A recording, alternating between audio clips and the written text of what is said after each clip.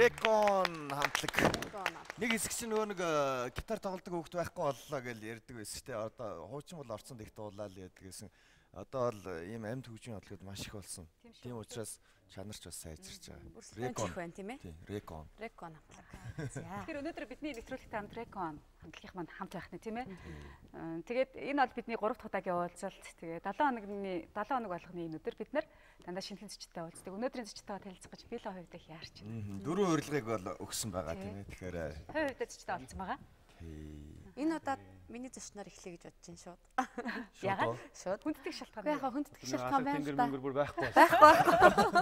Яс яг ажил үргээ гүйцэтгэж яваа хүнийг жохон чөлөө аваад ирчихсэн байгаа. За тэгэлгүй яах вэ? Хүнддэг шалтгаантай. Өглөө шиг, кофе шиг, үргэлж шин бас сэргэг. Би амьдралд бас ажилдаач хайртай. Тийм болохоор үзэгчээ хүндэлдэг.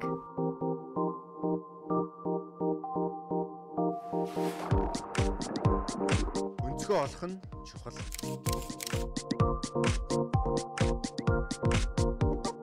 хүн өөртөө цаг зав гаргаж байж амжилтанд хүрдэг гэдгээ мэддэг.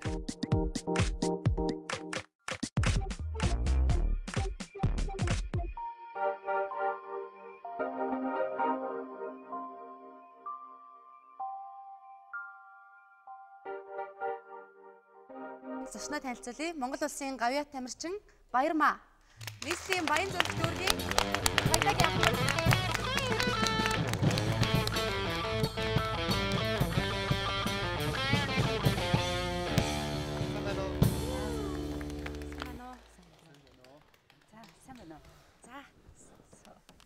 За тэгэхээр урилгын маань хүлээн авч студид хүрэлцээрсэнд баярлж байна. Баярмаа да. Үнэхээр их ажлын ачаалттай байсан баг. Тэгэхээр Баярмааг юу таних нь та гурав? Ахмад байна. Баярмаа тийм байна. Хүндийн үргэлтийн тамирчин. Тэгээд бас сонирхолтой түүхтэй бас. Өөрийнхөө рекордыг 109 удаа, Монгол улсын хүндийн үргэлтийн рекордыг 109 удаа эвдсэн Монгол улсын хамгийн хүчтэй эмэгтэй.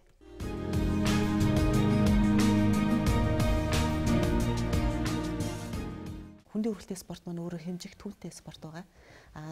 Одоо олон улсын хэмжээний мастер рекорд лимит гэж одоо анх тогтсон тийм хэмжих түүн байдаг. Тэр нь бол жин жиндээ өөрөөр байдаг. 58, 63, 69 кг-д бол анх байсан одоо тэр тогтсон хэмжээг одоо нэмэгдүүлсээр байгаа. Одоо нийт рекордын тоо маань 109 удаа болчихсон байгаа. Ер нь энэ хүндийн үргэлтийн спорт руу яаж яваад орчихсон юм бэ? Бас эмэгтэй хүнд хэцүү тийм ээ энэ спортын төрөл бол. Ер нь спорт болгон өөрийн гэсэн бэрхшээлтэй онцлогтой сайхан байдаг. Хүндийн үргэлтийн спортод бол анх яаж орсон бэхээр ээж маань анх одоо спортод хөтлөж оруулсан байгаа. Хамгийн анх бол бүхий спортыг ээж маань сонгож авчиж оруулаад барилддаг байж байгаад одоо тэндээсээ хүндийн үргэлтийн спорт руу бол шилжиж орсон байгаа. Юугаар барилдчихсэн? Самбаж одоогоор барилддаг гэсэн. Багтаа ер нь их хүчтэй хөхтэйсэн үү? Ер нь бол үеийн дотор бол арай илүү хүчтэй байсан. Энд нарыг бол зүгээр барьж аваад шидчихсэн. Энэ тоглохдоо хүчээр илэрхөх байдал бол харагддаг. Одоо фитнесээр ч юм уу хичээлэхээр эмэгтэй хүн бол эрэгтэй хүн шиг тэгж булчинтай болдгоо л гэдэг л да. Тэр үний юм бол. Таних бол ингэж явах булчин байгаад ах шиг л байна. Бага. Тийм гурвалжин л ах шиг. Ер нь бол одоо бэлтгэл сургалт хийж байгаа, байнга бэлтгэл хийж байгаа болохоор зэрэг булчин бол хөгжих. Одоо биений хэлбэр баг зэрэг одоо өөрчлөгдөх тийм бол байна. Баярмаа тэр дэлхийн аварга, Азийн аваргад орж исэн амжилтуудаас дуртаач. 98 оноос хойш хичээлэхдээ одоо ингээд улстай болон одоо Азийн аварга шалгаруулах цомын тэмцээнээс 2 алтан медаль, 3 мөнгөн медаль, 1 хүрэл медаль хүртсэн. Мөн Зүүн Азийн наадмаас хүрэл медаль. За тэгээ Бээжингийн олимпийн наадамд бол одоо 10 дугаар байранд орсон гэдгийг бол спорт сонирхогчд манай л мэдчихэж байгаа хэрэг.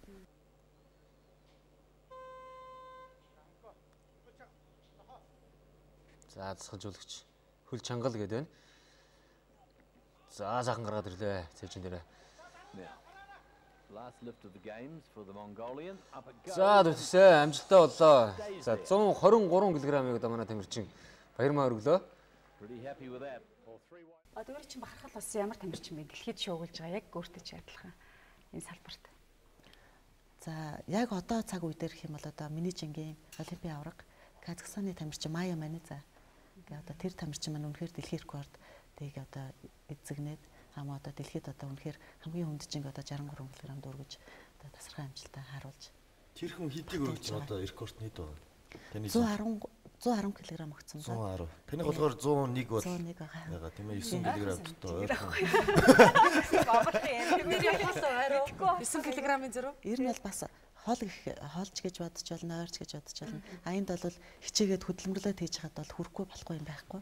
Тэрний төлөө л одоо хичээж хөдөлмөрч хийж байгаа. Азууд ер нь их хүчтэй байх шиг байгаад байгаа энэ хөндийн өргөлтөн дээр. Сэтгэл зүй их нөлөөлөх үү? Ер нь хөндийн өргөлтийн спорт маань Азад бол маш их түлхүү хөгжсөн байдаг. Ер нь л одоо дэлхийн олимпиад бол эхний 3 байрыг Аз авчихсан байдаг. Тэгэхээр зэрэг энэс харахад одоо Азийн аврал шалралт тэмцээн маань олимпийн наадамтай адилхан өрсөлдөөс хэмжээний өндөр хэмжээнд явагддаг байгаа. Азаас медаль авчвал ер нь олимпиос авах найдлага байна л гэсэн. Ер нь бол ойр төвшин их өндөр хэмжээнд явагддаг байгаа. Сэтгэл зүйн хувьд гэж хэллээ л дээ. Энэ бол маш үнэн.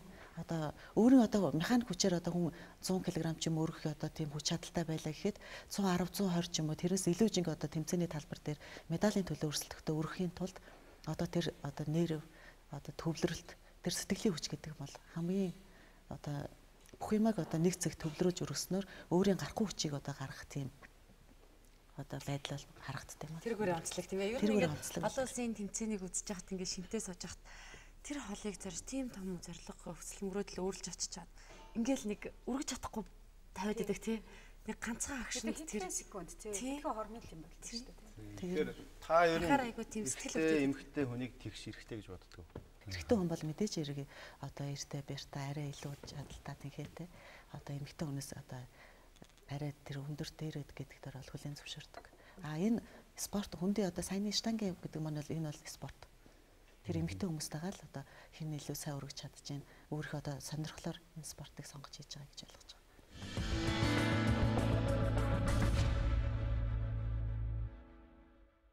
Эмэгтэйчүүд бид нар чинь жоохон сул дорой шүү дээ. Яг ямар утгаараа гэж юм гэхээр биеийн хүчин талаасаа хин нэг одоо хүчтэйхэн гарыг нь барьж чаддгүй шүү дээ, тийм ээ. Гэтэл Баярмаагийн үед бол их бядтай байх та. Тэгээд ирчүүдийг айлгадгүй. Ирчүүд айх ч юм уу те. Жирхэх ч юм уу эсвэл надад юу гэдэг ялангуяа бүр хөндөө өргөлтөнд тамирчин байсан биз дээ. Яг миний хувьд ингэж боддог юм аа. Одоо ингээ хөндөө өргөлтийн спортоор хичээлдэг гэдэг одоо зарим хүмүүст нь бас арай илүү биений хөгжилтэй харагддаг юм шиг байгаа юм л да. Тэр утгаараа хүмүүс одоо энэ эрэгтэй хүн шиг барьтаа хүчтэй болохоор гээд жоохон харьцах тал дээр, жирэх тал дээр тийм юм дээр аягүй хэмзгэлдэг. Ягаад тэгэхээр бид нар бол эмэгтэй хүн бол эмэгтэй хүн сэтгэл санаа нь магадгүй жирийн хүмүүсээс бүрч илүү эмзэг тийм байж болох. Би бол яг тэгж бодсон. Эмэгтэй хүн бол бас байгалаасаа төрсэн эмэгтэй л чанар байдаг. Тэгэхээр та гэртээ ер нь хэр сайн гэрийн эзэгтэй вэ? Гэртээ очихоор өөрийн чинь таны бодлоор тийм. Би бол гэр бүлтэй. Миний хань одоо хөндөө өргөлтийн спортоор хичээлдэг. Халдвар спорт хорооны тамирчин мөнх өргөдгөө залуу байгаа. Одоо ч гэсэн бэлтгэл сургууль хийж байгаа. Охинтой. Хоёр биенээ яаж одоо юу ядгийг тамирчин хүнийхээ хувьд өсөж дэвжихэд нь яаж дэмжлэг үзүүлдэг юм. Жишээлбэл би ягаад түрүүн тэр гэрээр чин дүүрээ хэрэгслэдэг болов гэж асуусан гэхээр одоо нөхрийгөө өргөж яхад нь л баярмаа одоо дэмжих ч юм уу те дасгалжуулаад өөрийн чин дасгалаа ихт нөхөр чин туслаад ингэдэм болов гэж бодохгүй юу. За хань гэдэг утгаараа бол хүсэл сонирхлын бол бие биенийгээ хүндэтгэж хайрлана. Спортын хувьд адилхан нэг спортоор хичээлдэг болохоор бие биенийгээ ойлгох дэмжих одоо яг тэмцээн уралдааны нарийн үед одоо юу хэрэгтэй гэдгийг мэдэрч хэлүүлдэггүйгээр дэмжиж чаддаг болохоор тэр өөр аяга онцлогтой байдаг. Магадгүй үзэгчд маань Баярмааг хараад цагдаагийн дүрм товцтой суугаад хараа бас тэр булчингийн түрүүн хаанхуу хэлсэн шүү дээ булчин таяа гэдсэн булчингийг харах юмсан гэж бодож болох юм. Тэгэхээр сурвалжлага үзчихэд эргээд студидтэй болцгоё тийх үү?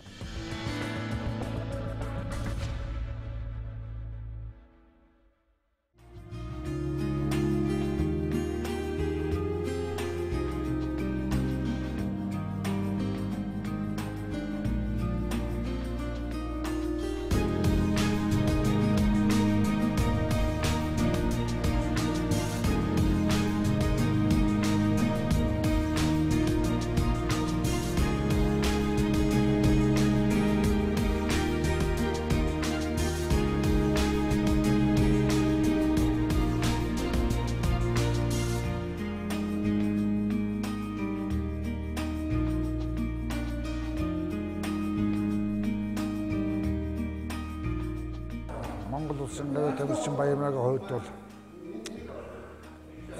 зан характерын хувьд төлөв дарав хариуцлагатай. Ер нь бэлтгэл бол эмэгтэй хувьд бол ерөөсөө их төвчээртэй. Бэлтгэлийг бол ерөөсөө хэдэн дасгал байнууд бүгдийг хийгээд авдаг. Ерөөсөө шантардаг. Тэр эрсрэхтэйгээ хувьд бол энэ одоо хатуу хүнс бол хичээлж байгаа хүн. Эмэгтэй хүний хувьд бол хүн энгийн хүн харахад бол хэцүү. Бэлтгэл сургалтаа хийгээд сургалтандаа тавтаад явтал яг энэ бус орны сайн тамирчдын жишгээр эмэгтэй хүн бол одоо энэ хар төмөртэй одоо ингэ носолж байгаа юм да. Тийм л байна.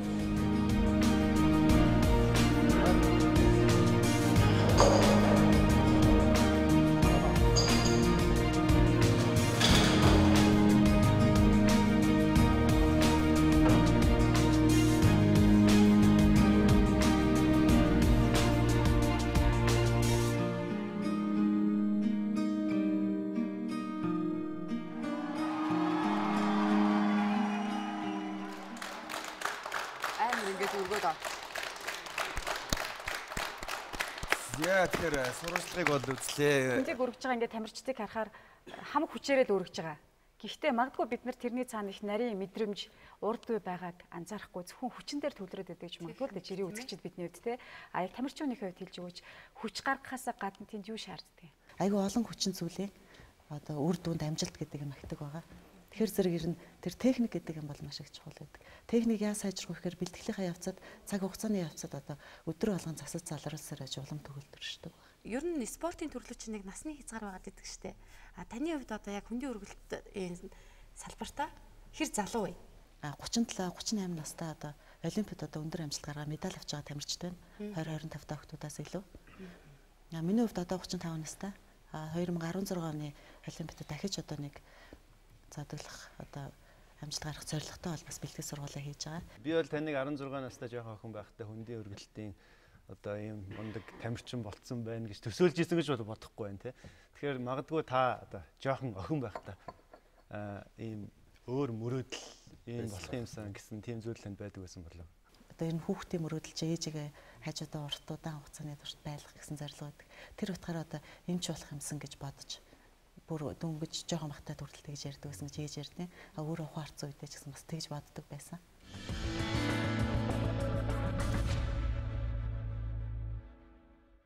Одоо хамгийн бас намайг хүч одоо зоригжуулж одоо хамгийн их одоо энерги өгдөг юм бол намайг дэмжиж байгаа, хайрлаж байгаа маш олон хүн байгаа. Тэр хүмүүсийнхээ ихтгэл найдварыг одоо тэр хүмүүс маань ардан байгаа шүү дээ. Би бол амжилт гарах ёстой. Ийм олон хүн намайг дэмжиж ингэж хайрлаж байгаа юм чи би чадах ёстой гэдэг бодлоор өөрийг бол маш их хүч энерги авт юм а тэр бодлоос бас. Тэр нь одоо яг сүүлийн мөчөд өргөх одоо ингээл тэр одоо зүүн Азийн наадам дээр энэ. Тэгэхэд би бол бас яг дэмжижсэн хүмүүсийн тэр энерги нөлөөлж бас тэгсэн гэж боддөө штэ. Баярмаа бол олон улсын тэмцээнээр гараад ирэхэд Баярмаа гэдэг нэр чухал биш, Монгол гэдэг нэр л таныг овгилж авдаг шүү дээ тий. Тэгэхээр тэр олон хүний ихтгэл найдварыг дааж явна гэдэг хэцүү байдаг бах та. Айдас болж ирдэггүй үстэй. Айдас болж ирэхгүй. Ер нь бол урам зориг одоо улмал одоо хүнийг одоо хариуцлагатай байх хэрэгтэй гэдэг юмыг л мэдрүүлдэг. Ер нь уламл хариуцлагатай байх хэрэгтэй. Заримдаа тэр таны энэ хувь тавилан хэцүү санагдах үе байдаг уу? Үгүй юу. Ерөөсөө л ямар ч тийм бэрхшээл таарсан ч гэсэн тэгж хэцүү санагдах гэж бодогддоггүй. Ялалт ялагдал хоёр өртөө хитгэн хормоор ингээд шууд бидний нүдэн дээр харагддаг. Өчнөө олон жилийн нөр их хөдөлмөр ганцхан удаагийн ялагдлаар үгүй болох. Тэгээ тэр нь үзэгчдэд юу гэж боддог вэ гэхээр ингээ ялагдчихлаа гэсэн. Тэгээ ялагдаад орж ирэх, ялагдаад дивжэнээс буух, ялаад буух хоёрын хооронд тест бараг л нөгөө үхэл сэхэл гэдэг шиг л тийм айхтар их туйл надад мэдрэгддэг байхгүй юу. Өөрт чинь надад жишээлбэл ялагдал хүлээх. Тэр бүхний чинь бүгдийг л мэдрээд амсаадлаа яаж байгаа л да. Дэлхийн авшалралт тэмцээнд оролцож байлаа л да. Тэр үед бол бас ингээд гадаадын тэмцээнд анх удаа оролцож байсан. Мөн одоо энд ингээ баг цагийн янз бүрийн бэрхшээлүүд хараад тэгээ яг нөгөө зорьсондоо хүртэл өргөж чадахгүй. Анхны тэмцээн дээр тийм тохиолдол дээр саяны одоо тэр мэдрэмжийг бол мэдэрчээсэн үе байгаа. Таны одоо тавьсан зорилго бол мэдээж хэрэг олимпиад оролцсон гэж бэлтгэлээ хийж байгаа учраас тэндээс аваргын авах тийм зорилго байгаа хэл та тийм ээ. Одоо төлөвсөн тэмцээнүүдэд оролцсон. Мөн одоо өөрийнхөө хүнд өрхөлтийн спортоор хичээлж байгаа тамирч залуу тамирчдтай хэл зааж сургах. Одоо тэднийг дэмжих одоо тэгээд бүх одоо ер нь нийтийг одоо олон нийтийнхээ тим юм гэсэн давхар одоо тэгээд яв гэсэн бодолтой байгаа. Яг тойруулаад байгаа. Хэлмээргүй байна уу? Ер нь бол цаг хугацаа юмыг харуулна. Тэгэхээр би бол хичээж байгаа зорж байгаа. Аавна гэж хэлчих юм бол авчих юм шүү.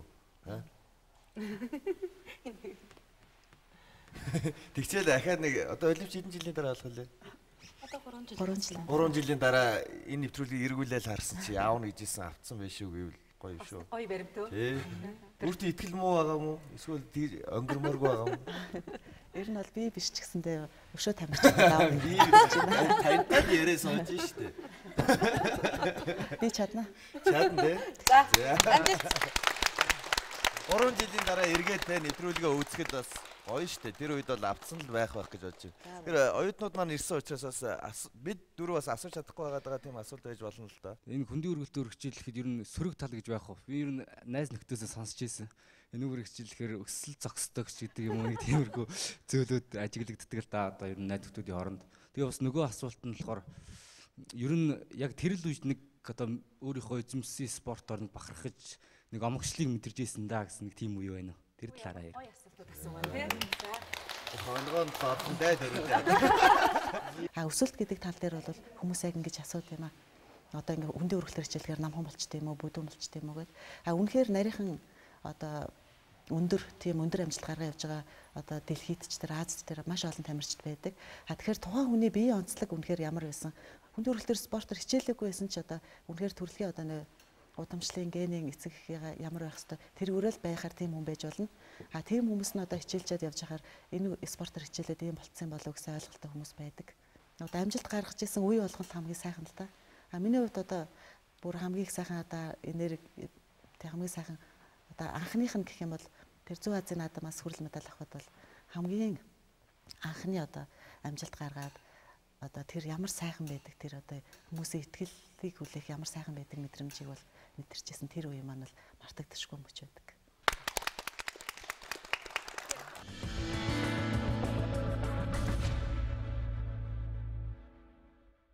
Хүнсний дэлгүүрүүдээр ороод хүнсээ цуглуулад явхад би бол өстэй дороо ингээл өстэй дийлдэхгүй ядардаг сөлддөг. Тэгээ хин нэг эрэгтэй хүнээр туслуулж яж л одоо явдаг ч гэдэм үү. Тэгэхээр ер нь ихтэй хизэг ингээ өргөд тоохгүй явж чадах уу? Ер нь бол гаранд баригдах боломж юу вэ? Дэрийг л бариад явчих. Ингээд явж байгаа таарууд баярмад барилчихна шүү дээ. Хүшиг найзаа барьчих гэж байгаа барилчихна шүү дээ. Баярмаа тэгэхээр олон улсын тэмцээн наадамд маш их одоо оролцсон байгаа. Монгол эмэгтэйчүүдийн хүч чадал юугаараа илүү онцлог гайхмаар байд юм болоо. Түүх домогт бас сайхан юм хууч яриа байдаг шүү дээ тийм ээ.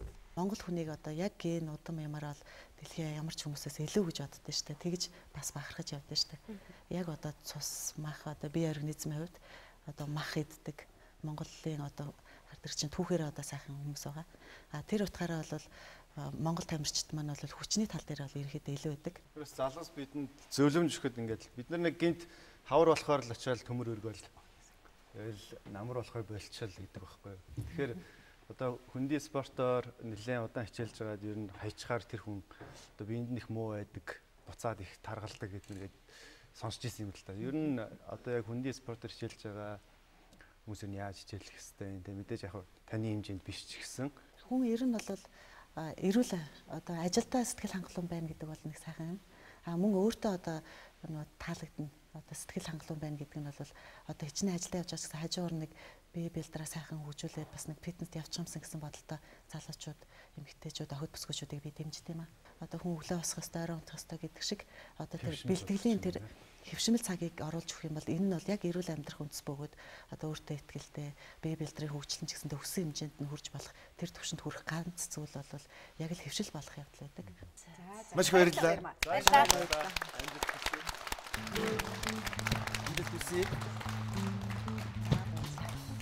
Тамирч гэсэн өдөр баярлалаа гэсэн.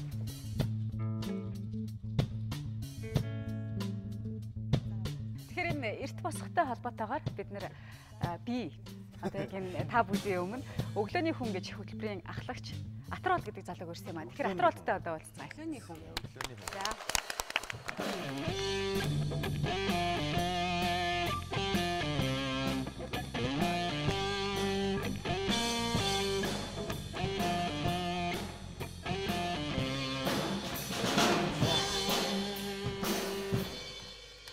Өглөөний хүн гэхээр нь одоо дахиад шиг хүн ороод байна.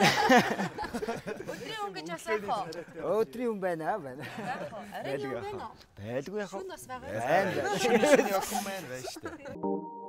Өглөө шиг, кофе шиг, үргэлж шин бас сэргэг. Би амьдралд бас ажилдаа ч хайртай. Тийм болохоор үзэгчээ хүндэлдэг.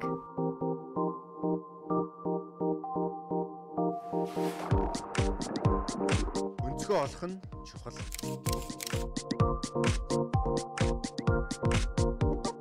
Хүн өөртөө цаг зав гаргаж байж амжилтанд хүрдэг гэдгээ мэддэг.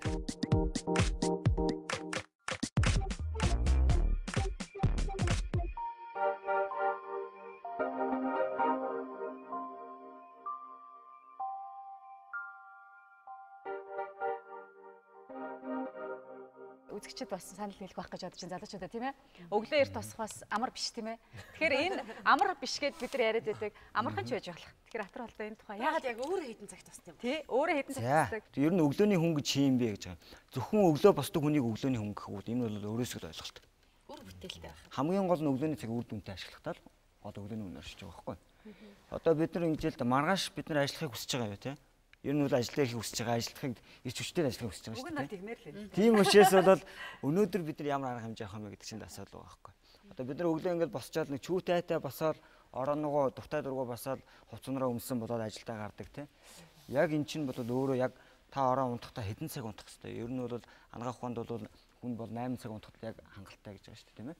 Тэгвэл бол өглөөний хүн хөтөлбөртөө бол ер нь бол 6 цаг унтах нь бол хамгийн бодит жишээ юм аа гэж. Яагаад 6 цаг унтах гэдэг юм бэ гэх юм бол одоо өглөөний хүн гэдэг номонд байдаг л да. Та бүхнээс мэдж байгаа бах. 1975-аас 95 оны хооронд 20 жилийн хугацаанд Япончуудын унтах юу 20 минутаар хойшлсон байна гинэ. 20 минут шүү дээ. Бидний хувьд бол унтах цаг нь орой юу? Тий. Одоо хойшлсон байна гэж босох цаг нь одоо. Босох цаг нь шүү дээ. Өглөө босох цаг.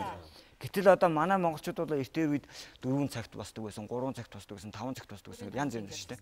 Одоо хэдэн цагт босч байгаа вэ те? Малчид Украин дөө мөн. Тийм малчид тэгдэг байсан. Би бол нэг 10 мараа. Одоо энэ бол одоо нөгөө нэг үндэсний аюул гэж нэрлэдэг байгаа шүү дээ те. Үндэсний аюул гэж байгаа бол Үндэсний аюул. энэ бол аюул байх байхгүй ер нь бол. Яг сүртэй нэр өгж ижил хүнд ямаас очиж шүү дээ. Хэдэн цагт унтаа. За танийхаар бол 6 цаг унтах ёстой гэж байна тийм ээ. Тэгэхээр за би үгүй манай нэвтрүүлэг ч гэсэн ер нь бол их орой гарч байгаа шүү дээ. Орой гарч ардаас нь кино гарна тэгээд гэрэлтэй цонх гарна. Унтсаар идэл 1-2 болчиход байна л та. Бас юм үзмээр байна шүү дээ. За би 2 цагт унтлаа. 6 цаг гэхээр 8 цагт тусах юм уу? Тэ? 6 цагт би бол өөр 11 гэж унтаа 5 цагт тусдаг байхгүй. Ерөөсөө 6 цагт унтна гэсэн. Эрт унтчихаар хамгийн юм алдчих гээд байгаа юм шиг санагдаад байгаа байхгүй. Одоо ийм байгаа юм л да. Ерөөсөө эрт босч байгаа хүнд нэг давуу чанар байдаг байхгүй. Одоо эрт унтчихад бид нар тэр унтж байгаа хүмүүсийн хажууд ардталт нь ажил амжуулж лээд яг үнэ. Би бол өөрөө 5 цагт юу гэж унтж байхдаа ажил амжуулаад. Бүгдээрээ эрт тосдог болчоод өглөө тэгэл бөөм бөглөө ялгааг болох юм шүү. Харин зарим нь унтж байгаа, зарим нь ингээ ажил. Би бас ингэж байгаа байхгүй нөгөө нийгэм цаг үе маань анх бид нар одоо 3 жилийн өмнө ярьж ирсэн. Өглөөний хүн хөтөлбөрөөр ярьсан чинь юу одоо тэр 7 цагт тийм цуглаж идэг ямар солиотой залуучууд вэ гэж ярьжсэн байхгүй. Тэгсэн чинь одоо нийгэм маань өөр болцсон байна. Бид нар ихтэй сургуулиудаар явж гэн, хэвлэл мэдээллийн хэрэгслүүд манайхныг дэмжиж гэн. Тэгээ бид нар оролцоод бол нийгэм шал өөр болчих. Монголын залуучууд их босох хэрэгтэй юм байна. Өнөөдөр би зөвхөн энгийн нэг жишээ яриа л да. Өнөөдөр бид нар юун дээр одоо бид нар сая Японд 10 хоног яваад ирлээ л да өглөөний хүн хөтөлбөрөөр. Тэнд ихийг наадам ийгээд олон улсын хэмжээнд уулзалтанд очиж. Япон ягаад 20 минут хойш болчих вэ? Тэрийг бол та нэг дарсан ш. Тэгээд ингэж байгаа. Тэгсэн чинь 20 минут хойшлцсан байгаа штэ. Тэгсэн чинь бид нар өнөөдөр одоо 9 10 10 цагаас нааш босохгүй хүмүүс залуучууд их байна. Тэгэхээр унталтын хэмжээ маань хойшоо сунаад ирэх тусмаа яах вэ? Нийгэм бүтээлч үр дүн бий байхгүй болчихж байгаа байхгүй. Одоо Японд дээр яаж яах вэ гэхээр бид нар хамгийн энгийн зүйл дээр алдчихж байгаа. Тэр гутлаа ингээд өмсөж чинь амар хурдан өмсөж. Японууд нэг жоохон том гутал өмсдөг штэ тий. Тэгээ анхаа гайхаад байсан байхгүй. Юу нь яагаад юм том талбай байсан юм өмсдөг. Тэгсэн чи тэрийн цаанаа өчтэй байт юм бэ. Гутлаа тайлаад ингээд чулуучд юм юусэн. Тэгээд бид нар ч гутлаа тайлах гал ингээд энэ үзгээр энгийн зүйлээр цаг юм болохгүй. Тэр чинь бас нэг загвар магвар эсен дай гэж юм байх хэвээр. Байлгүй яах. Тэгээд тэр болохоор зүгээр энгийн шалтгаанууд байхгүй. Одоо тэгээд наацхийн шин одоо бид нар ороо унтахдаа юмаа цэгцгүй тавьдаг те. Өглөө босоод нөгөө тэр өстэй яг үнэ шүү. Шүдний ойгоо ингээл сойз хаан тавьсан юм гэдэг. Өглөө тэрийг ийм асуудал байдаг байхгүй. Яг энэ бол зүгээр энгийн зүгээр хамгийн наацхийн жишээ шүү дээ. Өөр юу ч хийж болно. Цамцч вэ? Цамцч яваад тэр цамц оймс бол хэцүү юм бол байж болно. Тэгэхээр энэ бол зүгээр яг цагийн зүгээр юм асуудал байхгүй. Зарим хүмүүс ойлгох байх л да. Хитрхи эрт тусчих бол нөгөө нэг очих газрууд байгууллагууд нь хаалттай учраас ажил амжихгүй гэдэг. Тэгэхээр өглөө эрт тусахаар өөрийгөө хөгжүүлэхэд Цагаа зарцуулах байх л та. Ааха. Хамгийн гол нь бол ерөөсөө тэр. Одоо өглөө эпизод ном уншдаг юм бол уншиж болно. Би бол өөрөө апоризм хийшилдэг.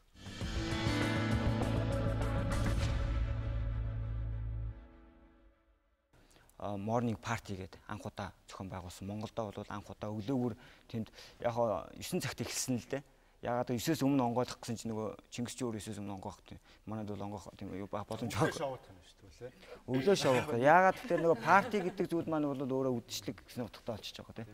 Өглөөний цагийг ашиглаж бид нар тэнд юу хийсэн бэ гэхээр арихгүй, тамхигүй орчинд бид нар бүжиг сарсан байхгүй. Өглөө болгон уулздаг юм байгаа шүү дээ тийм ээ. Одоо бол юу одоо манайх ч нөгөө нэг 14 хоногийн курс явж байгаа.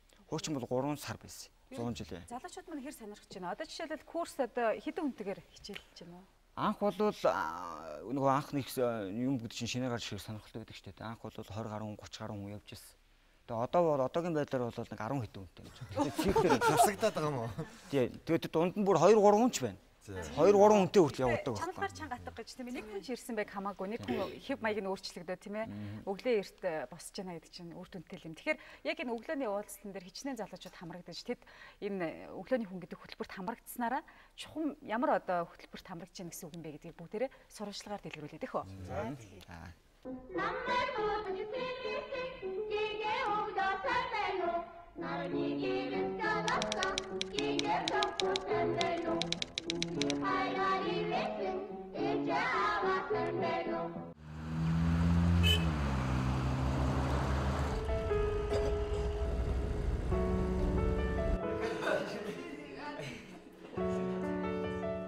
Таашаа хоорондоо зарцсан үстэй аль. Чамаг ирэхээр байлгахтаа суугаа.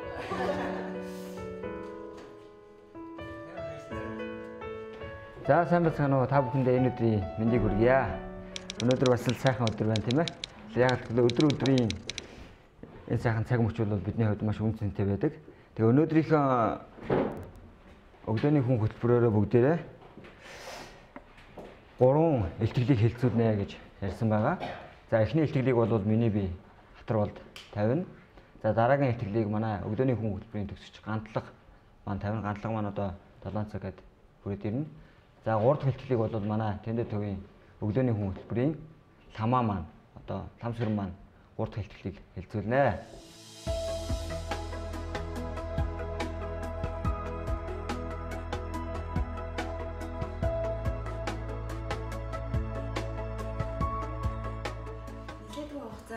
Өглөө бүр ийм өглөөний хүн клубтэй ирээгүй утсан байна. Тэгэхэд өнөө өглөө бол үнэхээр сайхан байна. Цаараа гарч гисэн дулаахан сайхан, замын хөдөлгөөнч байхгүй. Ийм ихт ойр ерөнхийдөө ингэж өглөөгөр явсан бүлдээ өглөө бол гэртээ бол эрт босч байгаа. Тэгээд бүтээнчийн хувьд гэх юм бол угаасаа өглөөний хүн клубыг төгссөн залуучууд маань угаасаа бүтээмжийн хувьд харьцангуй одоо өндөр бүтээмжтэй бусад залуусыг бодох нь манай өглөөний хүн клубыг төгссөн хүмүүс бол илүү бүтээмжтэй, илүү өндөр амжилттай ингээ явж байгаа залуучууд байгаа.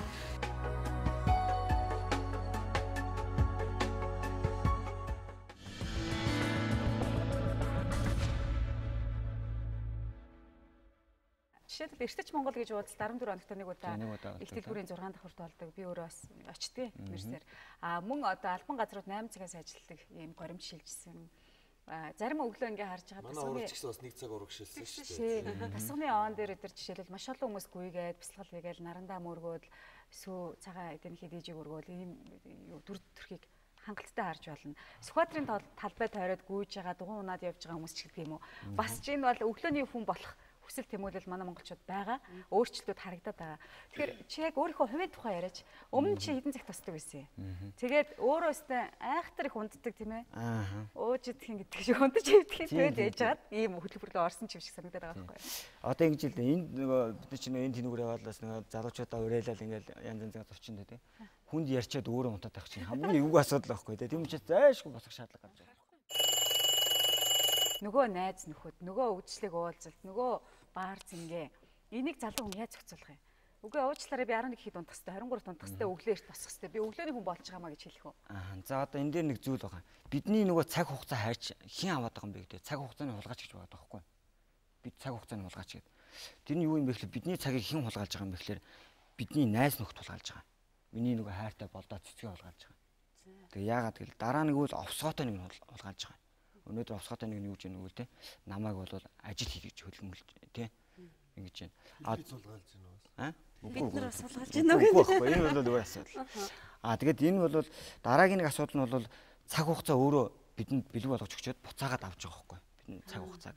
Тэгэхээр бол хүн бол төлөвлөгөө гаргах хэрэгтэй. Хамгийн гол нь төлөвлөгөө гаргалаа гэдээ өдөр шөнөгүй тэндээ ажиллаад байх юм бишээ. Хамгийн гол нь үр дүнтэй богинохон одоо бол орцыг биш гарцыг үр дүнтэй гарцыг чухалчилдаг болсон. Нүгээр хэлэх юм бол бүтээмжийг.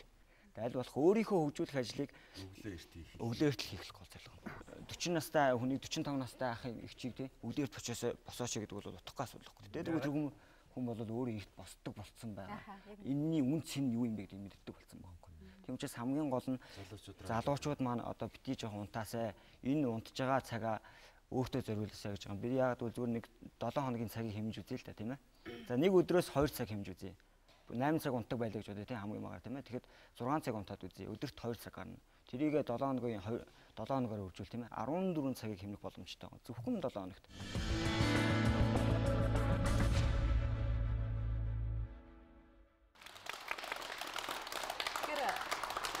Хүн болгонд нэг тийм өөртөө бодох цаг гаргадаг штэ. Заримдаа бас бодоо сууж байхад хүний амьдрал нэг урт юм шиг хэрнээ бас богинохон тий. Тэр богинохон амьдралын бараг 50% нь унтаад өнгөрөөж байна гэж бодохоор бас харамсмаар ч юм шиг санагддаг л та. Тэгэхээр яг танаа одоо энэ өглөөний хүн хөтөлбөрт тэр хүний унтдаг бүх амьдралынх нь хэдэн цаг унтдаг вэ гэдгийг гаргасан тооцоо байдгаа. Яг гоо 70 наслахад бол 22 жилийн унтаж өнгөрөөд юм байна. 70 наслахад хэдэн цаг унтдаг хүн? Энэ бол 8 цагаар батсан та. 8 цагаар. 22 жилийн унтаад өнгөрөөч чинь гэсэн үг. 23 жилийн ч үлээ. Тэгвэл би ер нь бол одоохондоо барыг төрөөгөөтэй адилхан байгаа юм шүү дээ. Тэгээд энэ чинь дунд нь болоог бас унтах зөвхөн энэ ч унтах штэ. Тэгээд одоо хөргөч рүүгээ явна, нойл руу явна, үдийн цай уун ингээд өөр зөндөө байгаа. Энэ бол дэлхийн нийтээр хүлээн зөвшөөрөгдсөн юм судалгаа штэ. Юу ийм үр дүнтэй шүү гэдгийг дэлхийн нийт бол бас ингээд анхаарал авцсан байна. Аль хэзээ хэрэгжүүлээд эхэлчихэж бид нар юунаас тотох вэ те? Бас түүнээс санаа аваад манай анхны 16 төгсөгч анхны төгсөгчд ийм ном гаргасан миний өглөөгөөд бодит түүх гэдэг. Энэ дотор нь хамгийн төлөвлөж байгаа. Бодит түүх гэдэг 2011 оны 3 сард одоо Японы цунамигийн үеэр тийм ээ тохиолдуулж ингэж гаргасан энэ залуучууд байгаа. Энэ залуучуудын 100 өдрийн хөдөлмөрийн шингэсэн. Өнөөдөр энэ залуучууд бол нийгэмдээ мандайлах ажил хийгээ явж байгаа. Манай одоо яг тэргүүн гэд хүн бол өөрөө Японд сургууль төгссөн байдаг. Бендрия гэдэг. Тэгээд энэ хүн бол яг анх Монголд бол санаачилсан. Тэгээд энэ юу нь бол Япончууд бол ийм актер хүмүүс байд юм байна. Хэдүүлээ юмд бол оролдоод үзэхэд бол боломж гэж байхгүй. Боломжгүй боломж гэж бүрдэл байдаг тийм ээ. Хүн 100% бүтэхгүй ажлыг хийгээд үзсэн хүн туршлага үлддэг гэж тийм ээ. Яг үнтэй ажиллах нь бидэнд бол өсөл зэрэг тэмүүлэл байгаа. Тэгээд Монголын залуучууд эрт босдог болоосаа гэж бас чин сэтгэлдээс өсмөр байна бас. За театр болдоо баярлалаа. Ямар ч гэсэндээ миний өрсөн зочин энэ өдрийн энэ удаагийн 4 урилга нэвтрүүлгээр өвдөө босхийг бас залуучуудад сануулсан юм. Бид Монгол болцгоё. Эрт босъё. Би ч гэсэн 10-аа жоох ядаж 7 болгоё. Ажлын хувьд л юм шүү дээ. Баярлалаа. За амжилт хүсье. Амжилт хүсье. Өглөө 5 цагт тусаад Парис гараа явж байгаа чи яг ямар мэдрэмж төрсөн юм бэ? Тэр шиг аж аргалтай юм зүйл байхгүй шүү дээ. Тийм үү. Намайг одоо ингэж байна шүү дээ. Найз миний Харвард их сургуулийн 15 зарчмын 14 дүүрт нэг зүйл байд юм билээ. Заалт оролцсон те. Чамааг ингэ залхуураад байж байгаа гур чинь чиний хамаг найз нөхд чинь те. Дуртай нэг чинь номоо уншуулаад аль эзэн амьдралаа чинь төвлөө тасраад хөгжөө явцсан гэж. Тэгээ би бол өглөө бас чахтай бас бодтой. Адилхан залуучууд нь хөгжих хэрэгтэй. Нөгөөтэйг бол бас нөгөө хатаархал сэтгэл байдаг шүү дээ хүнд чинь те. Амжихан сэтгэл гэдэг шиг. Миний залуучууд унтж байгаа гэж боддог те. Унтж байгаа хаагур ч юм бол өглөө босчоод олон хүмүүсийг бас үл босгоё гэж явж байгаа юм аа гэсэн. За бүгдээрээ өглөө ирж бас бүгдээрээ хамтдаа өвчтгөөё.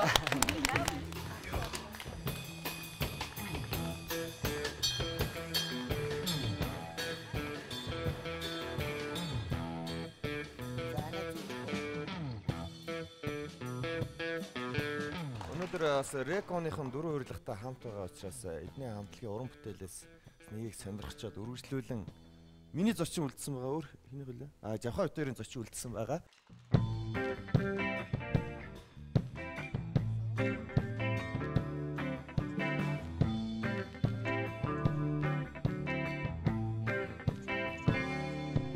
Sonic, oh yesterday my life was filled with rain, oh baby, Sonic.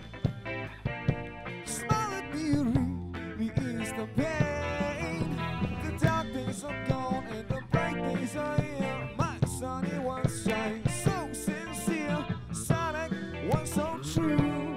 I love you.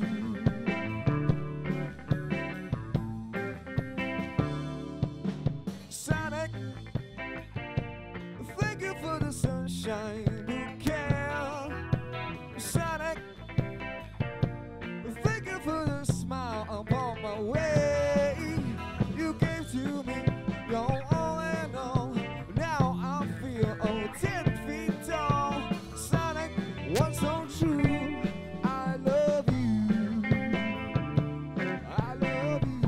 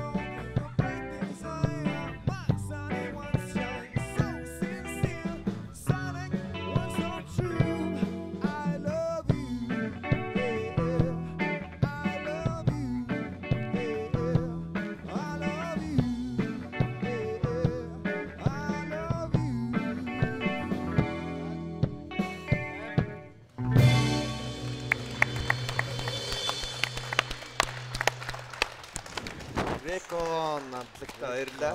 Баярлаа. За Аригийн орон суудсан учраас хөөе.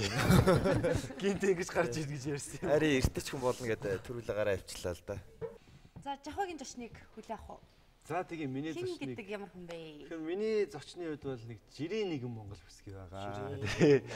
Тэгэхээр яг хин гэдгийг нууцхгүй та нар мэдэх баг. Гэхдээ үнэхээр энэ эмэгтэйтэй анх танилцаад юм ярьсныхаа дараа би өөртөө байсан бүх тэр зовлон одоо янз бүрийн юм бол ичмэр бэрхшээл бүхэн ичмэр санагдчихсэн. Тэгээ яагаад тэгж санагдсныг бол одоо ярилцах донд гарч ирэх байхаа гэж бодож байна. За тэгэхээр хорлоо өгчийга тайлснаа өрмөр байна. Хорлоо.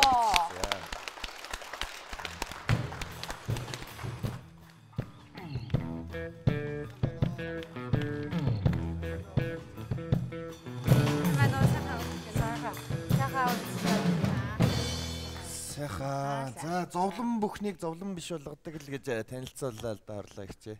Тэгээ өөрийгөө товчхон танилцуулаач та.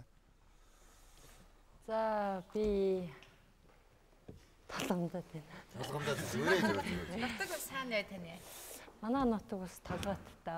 Толгооттой. Толготоор хаваржаа сайхан байна уу? Сайхан уу. Чихтэй сайхан байна уу? Жахота та яаж танилцсан таныг? Жахотай юу?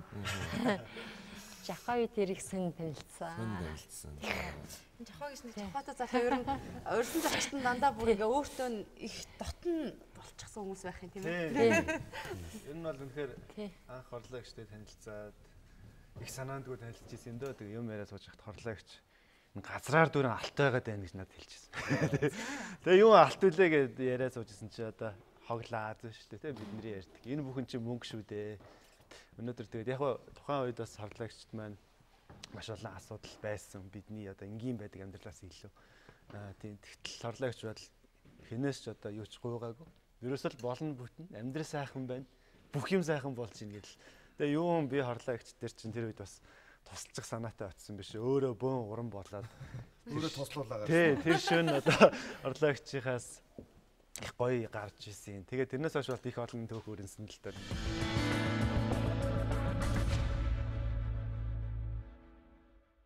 Мандаа хүн гуугаад байна гэж байхгүй штэ. Өөрийнхөө аюугаар бас ажиллаад хөдөлмөрлөөд тэгээд үзье гэж удаад ажил төрлөө идэг маань бас намайг оруулж тусалж өгсөн. Ажилд оруулж өгсөн. Тий, ажилд оруулсан. Юм л тайл болгосон. Тэгээ хүүхэд маань эмчилгээнд ороод одоогор бол гайгүй. Тэр үед би ажилгүй байхдаа яг нөө зээтэйгээ хүүхдээ асраад гэртээ суудаг байсан юм уу? Тий. Би бол тэтгэвэр суудсан шүү дээ. Тэгээд би бол ханийгээ сагж байгаа тань маань нас сураад тэгээд нэг хэсэгтээ эвгүй байсан л та. Тэгээ хамтаа сууж байна. Байхгүй болчоор чинь зэрэг гэр ил хууль өргөл байнга дандаа л уйлаад унжаал ингээл яажсэн. Яг бодтой ямар өөрчлөлт орсон юм бэ таны амьдралд? Оо өстө зөндөө. За хүүхд маань юу хэвтэртээс одоо бол сайхан өөрөө үндийгээд босоо суугаад ингээд ойр зүрээ юм хийж байна. Сэтгэлийн тэнхээ орж байна. Тэгэхээр жахаа олон түүний хэсэг нөхдөд тийм ээ. Бүр төв дэлхийгээс гэсэн үү түрүү. Тэгэхээр энэ хүмүүс хорлоогчд маань хэрхэн яаж тасныг зүгээр нэг ярианаас биш дэлгэцээс бас сонирх байдаг хөө. Эхлээд үзчихэд тэгээд илүү тодорхой. За баярлалаа. Ингээд нэмээд хэлчихв. За ингээд манай даана. Японоос ингээд ирсэн байгаа. Тэгээд Японоос одоо мэрэгжлийн сургуулийн коучингийн залуучууд ингээд бид гурав төлөөлөөд өчигдөр уржигдэр ирсэн байгаа. Тэгээд та биднэрт бас айгүй их урам өгсөн. Бид нар одоо харийн нутагт ингээд бас ээж аваасаа хол биднэрт ингээд Япон хэлээрээ урам өгөхнийг өөр Монгол хүнийг урам өгөх өөр таны хэлсэн үгнүүд бид нар айгүй их хурцлж өгсөн.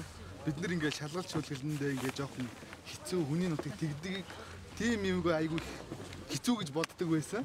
Харин бид нар таныг үзээд танаас олон их урам аваад ингээд бид нар бүгдээрээ л хүчтэй юм шүү гэдгийг одоо ингээд танаас эхлээд одоо ер нь Японд байгаа бүх залуучууд маань ингээд биднийг одоо таныг үзээд энэ олон залуучдыг бүгдийг үзээд ингээд нэгдэн нэгтраад олон хүмүүсийг ингээд баяр жаргалтай өнөөдрийнх шиг ингэж бөөнөр халуун дотн байх болов уу гэж бодож байна. Энэ гэрийн бас мөнгийг босгоход Японд байгаа залуучууд, Улаанбаатарын залуучууд, бас бүх дэлхийн залуучууд 10 доллараар тий ингэж өгөөд ингээд олон 100 хүний сэтгэлийн одоо тиймэр босч байгаа гэр учраас одоо улам өөдөө дээшлэн тийм ээ таны та бидний амьдрал бол одоо таны хэлдгээр болно болох байна. Энэ сайхан гэр өгсөн та нартаа баярлалаа. Эгчнээс та урам орж инээс та яаж зүдэрт яаж зовж ийсэн яаж шаналж ийсэн тэр бүгдийг одоо бол мартаа та бүгдээ баярлалаа. Яста хэлгүүг алгаас ийм сайхан юм өгсөн чи та нартаа баярлалаа. Японд байгаа хүүхдүүдэд баярлалаа. Бүх юунтаа баярлалаа гэж хэлье да.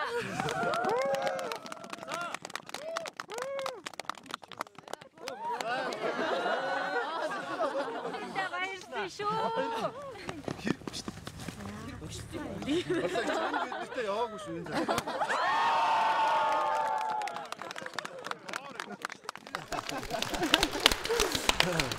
Тэгэхээр гайхалтай сюрприз барьсан байна л да тийм ээ. Энийг та өмнө мэдчихсэн үү? Ийм үйл ажиллагаа явагдах гэж байна гэдгийг. Мэдээгүй. Гинтэл яваад ирсэн. Юу болов энэ чинь л гэж одоо.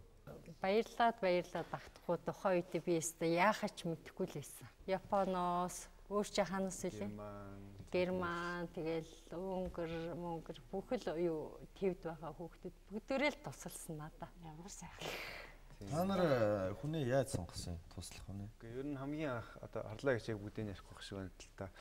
Тэгэхэд хорлоогчийн охин чи их хүнд өвчтэй байсан илэрдэг. Тэгээд бүр их үнэтэй тариа өдрийн 95,000 болоо хорлоогч. 98,000 төгрөг. 98,000 төгрөгөөр тариа ээж тэгэж өдөр болно уу?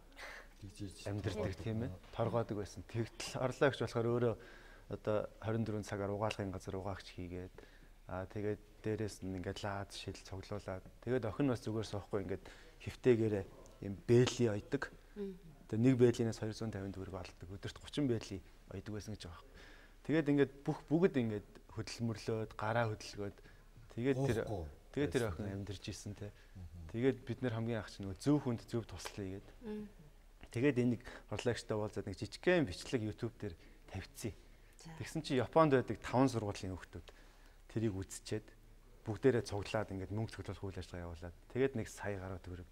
Монголд бид нар чинь нэг 400-500 мянга. Тэгээд Герман, Америк, Солонгосоос нэг 200-300 мянга нийлээд тэгээ нэг гэрний мөнгө болж байгаа юм хорлоогч. Тэгээ хорлоогчийн бас талигчийн бас нэг мөрөөдөл нь энэ гэрээ би заавал одоо солихын юмсан даа гэсэн мөрөөдлөөсөн. Тэгээд үнэхээр бас ингэж хөдөлж байгаа хүнээс зүгээр бэлэн мөнгө гуугаад суугаагүй те харин биднэрт урам өгж байгаа ийм одоо мундаг вуурлалыгаа биднэрт дэмжиж одоо залуучууд ингээ сайхан дэм өгөөл гэсэн тийм л санаанаас л бүх юм эхэлж ирсэн юм да.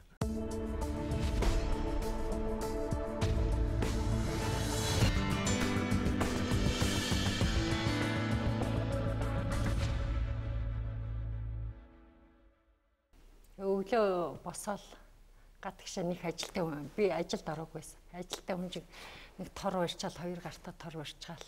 Тэгэл ингээл гудмар ингээл явна. Тэгэл нөгөө лаз шилээ түүж ирчихэл гэртээ оруул тавьчихал буцаал эргэл гарна. Тэгэл нөгөө лаз юугаа түүж ирээл тиймэрхүү л юутай байсан. Тэг өдөрт 98 төгрөг олж ирсэн үү? Олно, олгүй яах. Нөгөө хүүхд чинь бэлээ мэл ойн. Хамжид хэмжил ингээл аль юугаар болох уу? Тэр юугаар л ингээл бэлээ яаж борлуулах вэ? Бэлээ борлуулахад амархуу тэр чинь. Манай тэр уртлаг хүүхэн тэр юу газар ажилдаг байхгүй юу? Тэгээ бидэрт бэлээ авчирч өгвөл тэгээд ойсон бэлэг өгөө явуулчин тэр нөгөө борлогдоод мөнгө нь хүрээд ирнэ. Одоо тэр чинь жил 6 сар хэрэгжилж байна. Жил 6 сар өдөрт 98 төгрөг хэрэгжилж байгаа.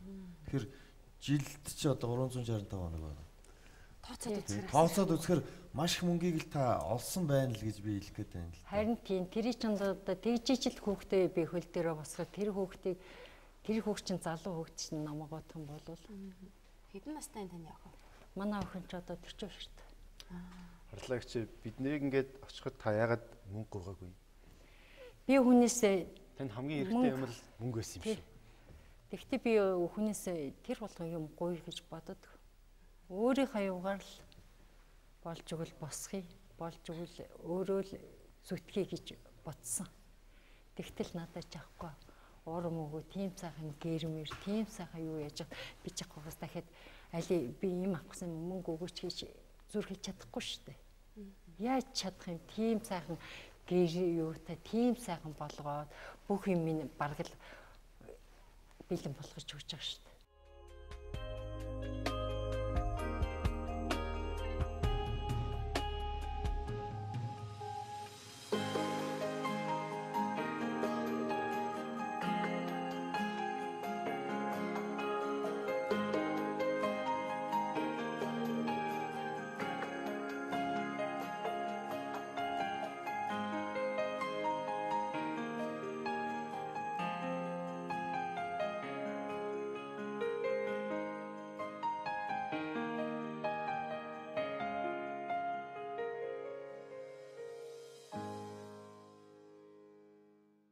Тэний охин чинь би бол ерөн тэр үеэс бол харьцангуй гайгүй болоод өөрөө суучдаг болсон юм байна шүү дээ. Тий, одоогор бол яг ингээл жахбар шиг л ингээд сууж байгаа. Тэгэхэд бол ингээд суудаггүй байсан шүү дээ. Тий, суудаг өөр ингээд хэвтэрт хүний гарт.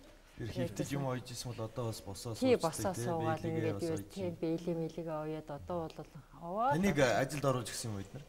Эднэр юу ажилд ороо. Яг юу ихэлсэн энэ жахгүй. За. Санаа зовлтгүй ихэлсэн жахгүй ахгүй. Тэгэл бүхэл юм энэ юу яасан. Нөгөө хин сараа байгаа шүү дээ бас тий. Сарын туяа. Тэгээд би толгомдод нөгөө усаа юу яаж чадахгүй байна. Тэгээ яг ойрхоноор нь чахгүй гэдэг. Харагдаж байгаагаар нь чахгүй. Одоо юу хоолны газар угаагч хийж байгаа юм уу? Тий. Тэр бичлэгийг үзчихэд эргээд яах вэ? Тэр бичлэгийг хийсэн юм уу? Хийсэн.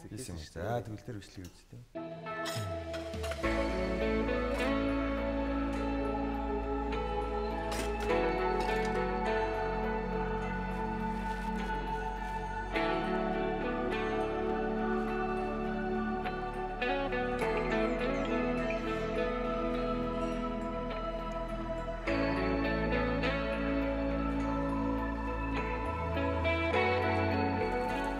Толонтойгоо сайхан шүү дээ. Угаасаа би ажиллаж юу яаж байгаа дэтгүүртэй гарсан. Тэгээд талиагаа ч сувш ажилгүй байж байгаа.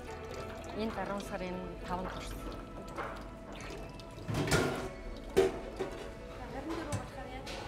24 гарахаар гайгүй. Манайхан туслаад дэмжээд юу яадаг. Нэг юу яагаад ядраа зүдрээд исэн бол байхгүй. Манай хамт олон дандаа тусалдаг. 24 гараад 24 ам. Тий. Амралтын өдөр яг тий хөөх шугтай байгаад энэ календ нь яваад тэгээд яана. Би нэгээс нэг 2 дахин цуглаалдаг гэж сонсчихсан. Тий. Оо зам амтай явж байгаа л цуглуулаад. Оо эндээс бол ачааны нэмэртэй. Эндээс бол хоол юм чинь авч явахад аягүй хэцүү шүү дээ. Тэгээд Манай банд бас юм хийнэ, зураг зурна нөгөө ээжийг харж байгаа банд чинь зураг мураг зурдаг шүү дээ. Тэгээ бас тус нэмэр болно. Манай хамт олон бас тус нэмэрээ болно.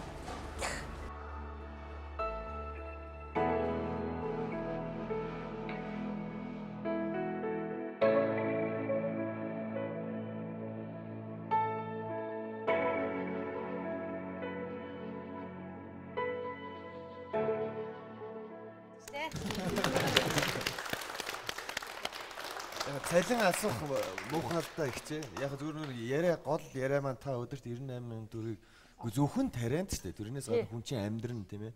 Ядаж автобус унаад суун, хоолунд идэн, өмсөн зүүн, гал ус гэл байна л да. Ажил хийгээд өдөрт 98,000 төгрөг олох боломж байгаа мó? Одоохондоо хайрцан гайгүй. Тарианд багассан гэсэн үг үү? Тарианд багассан. Зөв. Сайжраад босцоод болоод тэр үе бодлоо. Арцсан хүнд үеийг давцсан. Таны насны хүн чи бас тэнд очивол ингээл угаах хэцүүлдэ. Угаахгүй гэхээр бас хэцүү байгаад. Тэгээд хорлог чинь бүр 24 цаг ажиллаад яг одоо бол ажиллаад тараад манай студид ирсэн байгаа шүү дээ. Тийм ээ. 24 цаг унтаагүй явж байгаа шууд. 24 цаг аяг тавгаа угаагаад тэгээд ирсэн сууж байгаа юм. Үгүй жоохон утцгаах уу? Юмыг давж ичэл болгоно бүтэн гэж л явж ичэл юм яхаас би 24 цаг унтцаа одоо миний нойр хурж ийн гэж хэлэхгүй шүү дээ. Нөгөө ард амьдрал ямар вүлээ. Харин 98,000 төгрөгийг олох гэж зүтгээд тоолгүй, галгүй хонжоосон өдөр олон байдгүй. Байлгүй яах вэ? Байлгүй яах. Эдрийг яхад чи бид нар ямар хүн янз юм байлаа. Одоо бол тэрийг бодолоос тахирцсан хуу амьдрал дээшлж шít. Ажил хийж байна. Юмтай болсон хүн чинь сэтгэл их өндөр шít.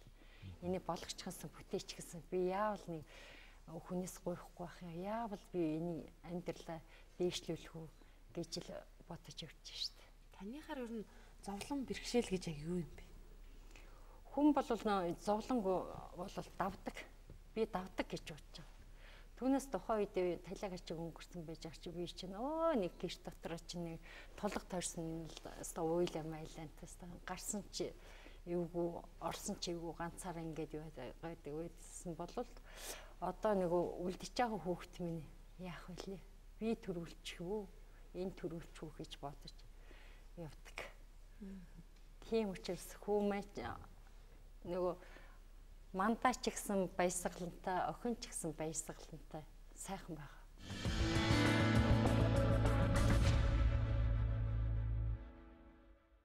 Одоо бас студид маань дандаа оюутнууд байна. Телевиз үзээд бас залуучууд бас байгаа бах л да тийм ээ. Ер нь та өөрийнхөө ингээд залуу насраа эргээд харах юм бол ингэждэг байж, тэгждэг байж гэж боддог л байх л та тийм ээ. Би одоо эргээд залуу байсан бол их юм хийнэ. Жишээлх юм бол юм хийн.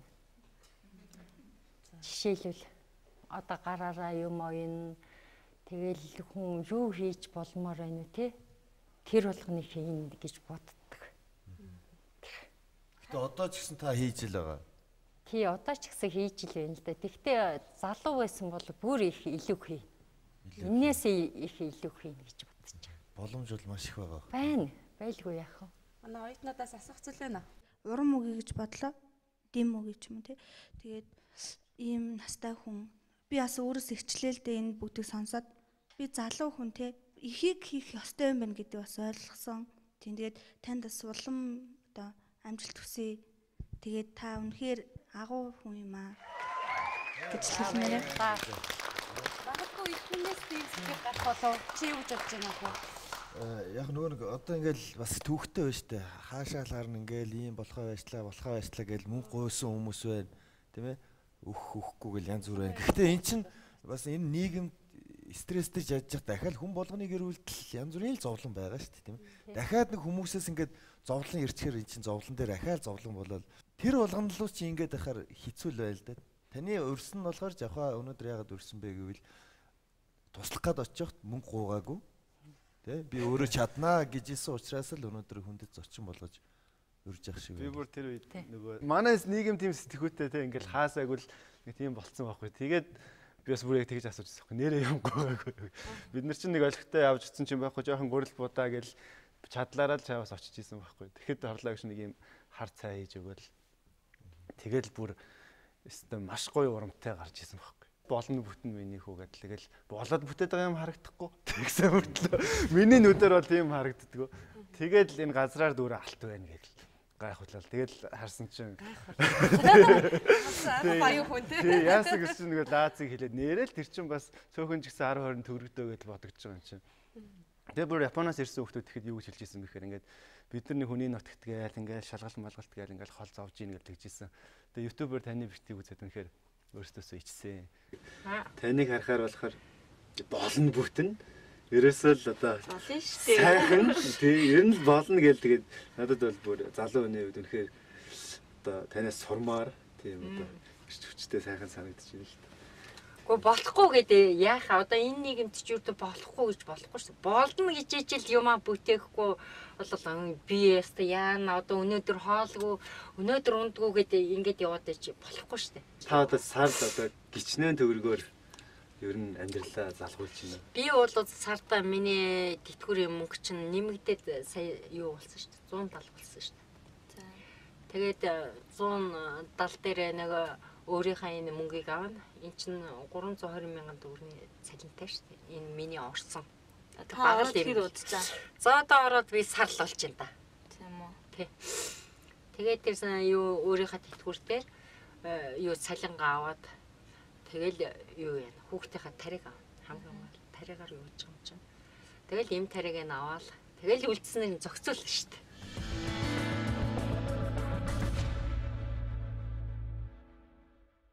Манай Монголын залуучуудын тэр сэтгэл бол үнэхээр бас агуу байсан. Ер нь бол өнөөдөр юм болгон бас сэтгэлтэй улс байгаа зөндөө байна. Би тэрнээс л юу яасан. Маш их хэрч үжиг авсан юм тийм ээ. Охинтой ч гэсэндээ өндийгөө цаахан босоод ирнэ гэдэг чинь энэ бүхний тусламж дэмжлэг ачи гавья штэ. Танд ямар нэгэн далдын юм нөлөөлөд байгаа юм шиг сэтгэл төрж ирсэн үү? Тухайн үедээс айгүй их уйлсан. Яана яста нэг талигаа чимээс та хэлсэв ингээд ороод ирдгийн багтаал гэж бодлоо. Айгүй их уйлсан.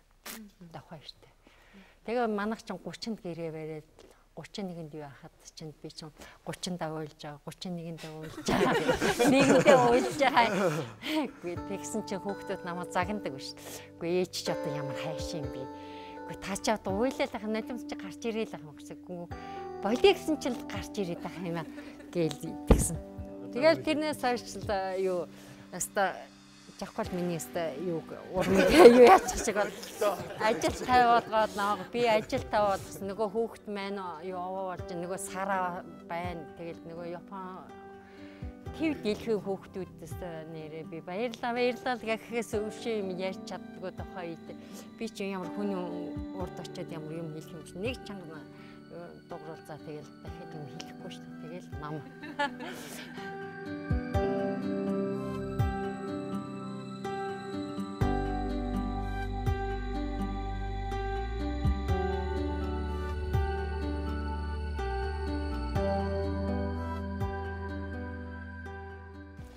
одоо хүүхдээ бүр хөл дээр нь босгоод авъя гэсэн бодолтой л байгаа хэл та тийм ээ. Тэрнээс гадна өөр бас зорилго байна уу тийм?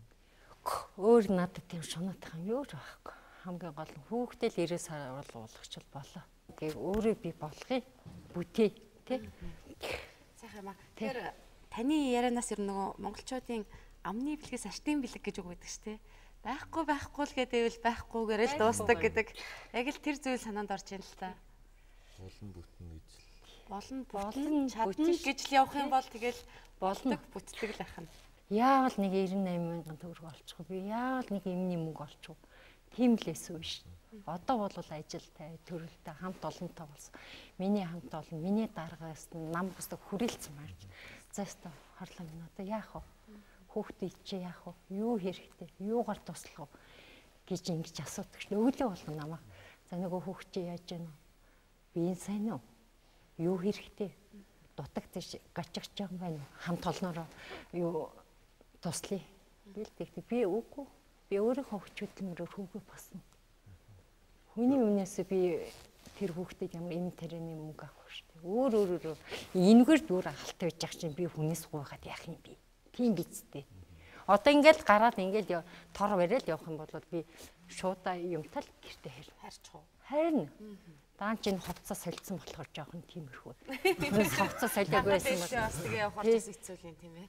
Нөгөө юм чинь гоожод энэ дээлимийн муу хологчл би яах юм бэ сте. Жишээ нь гэртээ болчихвол сууж явахдаа бид нэр хийжсэн байхгүй. За энэ Германаас сувдагээд өхөний явуулсан $100 энэ хоёр өн шүү өдөр. Тэгээ бүр ингээл уйнаар ингээл юу яатсан байгаа. Болгоны сэтгэлээр бүтсэн одоо тэр гэртээ голно биш байхгүй. Тэрээс энэ хаалгач юм бол за тэр Солонгосоос Солонгоо гээд өхний явуулсан 200,000 вон гэдэг. Бүгдийг тэгэж харж ирсэн. Тэгэхэд үнэхээр бас над руу нэг охин ингээд залгаад би ингээд гэрлүүгаач би ингээд мөнгө явуулж үзээгүй. Би ингээд тийм юугаар сурдаг. Тийм оюутан юм байгаа маа. Гэхдээ энэ 20,000 воныг би заавал одоо энэ хорлогчийн гэрэн дээр хандуулмаар байна гэд. Тэгээ тэр охин бүр тэгтээ өглөөд над руу тэгж ярьж исэн. Тэгээд ингээд ерөөсөө 10,000, 5,000, 2,000 бүр ингэж босоод нэг гэр бүтчихсэн байхгүй. Тэгэхээр гэрэндээ бишрээ олон сэтгэл. Тэгээд өнөөдрөөс дотрол амьдарч байгаа юм байна шүү дээ.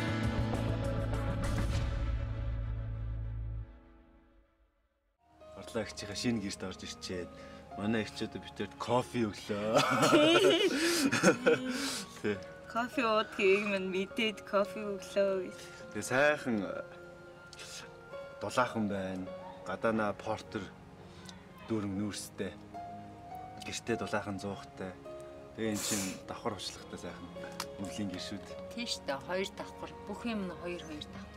Ой тэгээд одоо яах вэ? Аль юмыг дандаа гараад тосох юм бас өөрсдөө бас хөдлөн штэ. Чи бас хүн л юм чинь. Хүн л юм чи хөдлөн штэ. Би бол тэндээ хуванцаар шилээ цуглуулад өгцөө. Тэгсэн чинь 23,800 23,800. Тий. Алцраад далд хийсэн байна тэр үг алцраад. Даахар шахар юмар ингээл юу яж ятал тэгээд юм болно шүү дээ. Тэр чинь л тэгээд юмний мөнгөнд оролцол хийдэг л аа. Урт наслах нь ойлгомжтой. Тэгэхээр 10 жилийн дараа хорлоо хичийн амьдрал юу ямар байх вэ таны төсөөлөд үзлээ. 10 жилийн дараа юу? 10 жилийн дараа миний амьдрал аюу гоё болцсон. Зэгцэрсэн юм. Бүх юм сайхан зэгсрээд хөгшөөхд ирүүл саргууллаа. Энэ хүүхдээ болоо сургуулаа төгсөөд ажил хийгээд амьдралаа тэгшэрсэн байх болоо гэж бодож аваа маа аваа 30 мөчөө хаваад тийм тэгээд тагаа штэ би бол тийм дараа 30 харна штэ тий хаалгүй яа тий би ганцхан л юу хүнээс нэг юм гуйс нөгөө охин моо яж та хоргонгоос нэг өрг толголсон юу гэдэг нэг түлээ нүрс гуйсан байхгүй болохгүй юм байна надад охин ч группт ороогүй таны хүүхчин дэрэг чин байгаа болохоор чин зэрэг болохгүй аа гэд миний үдээс тэгдэг. За ингэж юм гойжсэн дор бол алтаа төгөөгүй гэж бодоод дахиад юм гойхаа байсан. Ишиг. Таны ярианаас тий залуучуудыг нэг алт түгээдэ гэсэн зүйл биш тийм ээ. Ер нь хүн бол хийж бүтээвэл болно. Өөртөө ихтгэлтэй байх хэрэгтэй. Боломжууд бол бүгд нээлттэй байгаа учраас залуучуудыгаа уриалж өнөөдөр таныг жахаа маань өрсөн байгаа тийм ээ. Тэгээд үзэгчд залуучуудаас сургамж үг хайрлаач мэдээж Ахмадын сургаалаас алт гэдэг штэ тийм ээ. Сүүлийн үгийг бас хорлоо ихчтэй залуустаа хандаад. Нийгэмд байгаа залуучуудыг та яаж харж байна? Юу гэж хэлмээр санагддгийг? Манай Гуанзан дотор ингээл улсууд ингээл орж ирээд багт чи янзын улсууд орж ирдэг штэ. Тэгээд тэрнээс харахад өнөөдөр айгүй сайхан залуу явж исэн байхгүй юу? Тэгтэл 7 хоногийн дараа ороод ирсэн чи пөө сахалсан нуургацсан. Нүүр царай ингээл төмрийн юу шиг. Тийм уухаа юу болцсон. Ихчээ гахааныхаа хоолноос өгөөч гэж зогсож байгаа. Тэр яадгийн нөгөө гоё юм авгаал нүүр царай муухалчихгүй. Тэрэнд оруулаа нөгөө яадгийн өгсөн.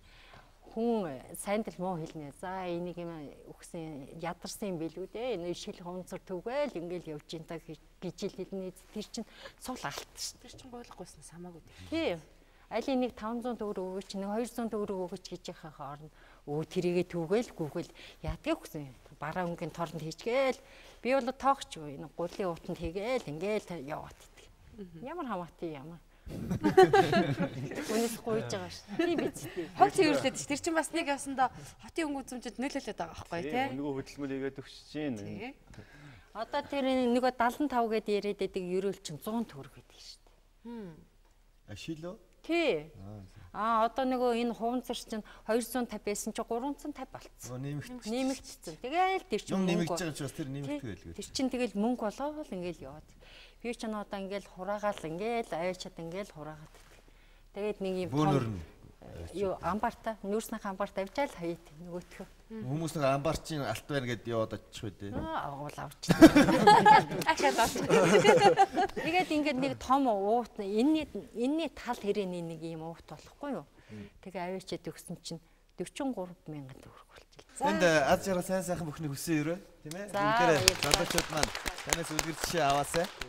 Ордогчийн энэ сайхан халуун сэтгэл энэ хийж бүтээн болно гэсэн энерги бас манай үзэгчдэд хүрсэн байх гэж найдаж байна. За баярлалаа. Огноо заавал болохоор сайхан болно бүтэн гэж амьдарч байгаасай. За баярлалаа. За баярлалаа харлаагч. Баярлалаа.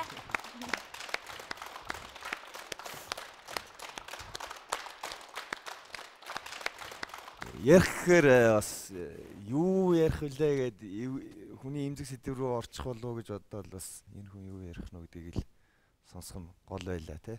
Манай нэвтрүүлэг ерөнхийдөө залуучуудад зориулагдсан. Гэхдээ саяны хорлоо, ичээ хорлогч тийм ээ. Ичээ бол залуу сэтгэлгээтэй залуу хүн байна гэж би харлаа. Ер нь манай нийгэмд нэг яг ийм сэтгэхүй жоохон дутаад байгаа юм болов уу гэж би бодож явдгийн. Нэг тийм өөдрөгтэй юмыг нэг жоохон гигээдгээр хараад болохгүй бүтээх гээд явбал бас юм болдгоо штэ. Сторлогч хэлснээр тий. Нөгөө нэг өөрийнхөө байгаа амьдралд сэтгэл хангалуун байвал хамгийн аз жаргалтай баяр баясгалантай баян тансаг хүчнэлт тэр гэдэг үстэй тий.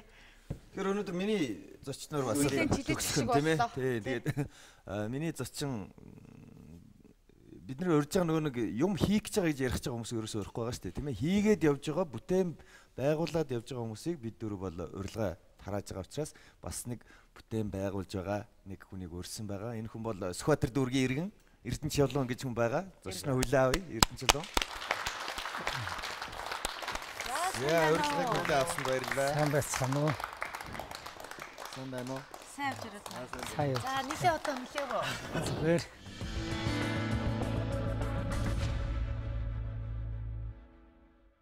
Дөрвөн урилга гэсэн ток шоу нэвтрүүлэгт хүнд зочноор уригдсандаа баярлж байна. Тэгэд энэ баярлж талархаж байгаагаа илэрхийлье.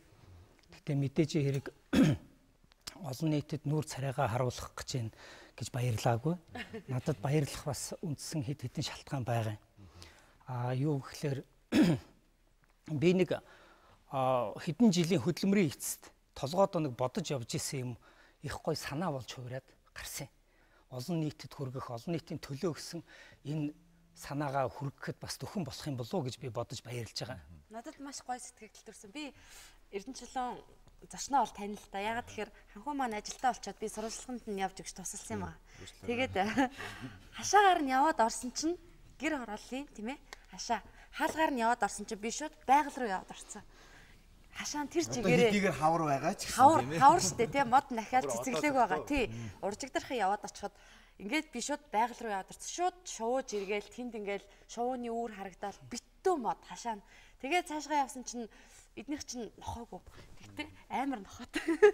Галуутай. Галуунууд нөгөө гадны хүн хараад орилдог. Тэгээ галуул байгаа бодсон чинь цаана дахиа байна. Цацаг тэрүүл байна. Намайг очсон чинь цацаг тэрүүл нь дөнгөж өндөглөөд хав халаа өндөг надад байрал.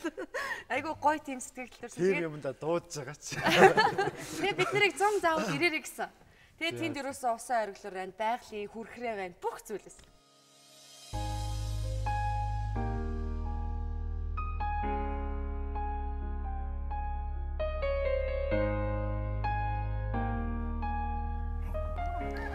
Одоо энэ хайлаас байгаа.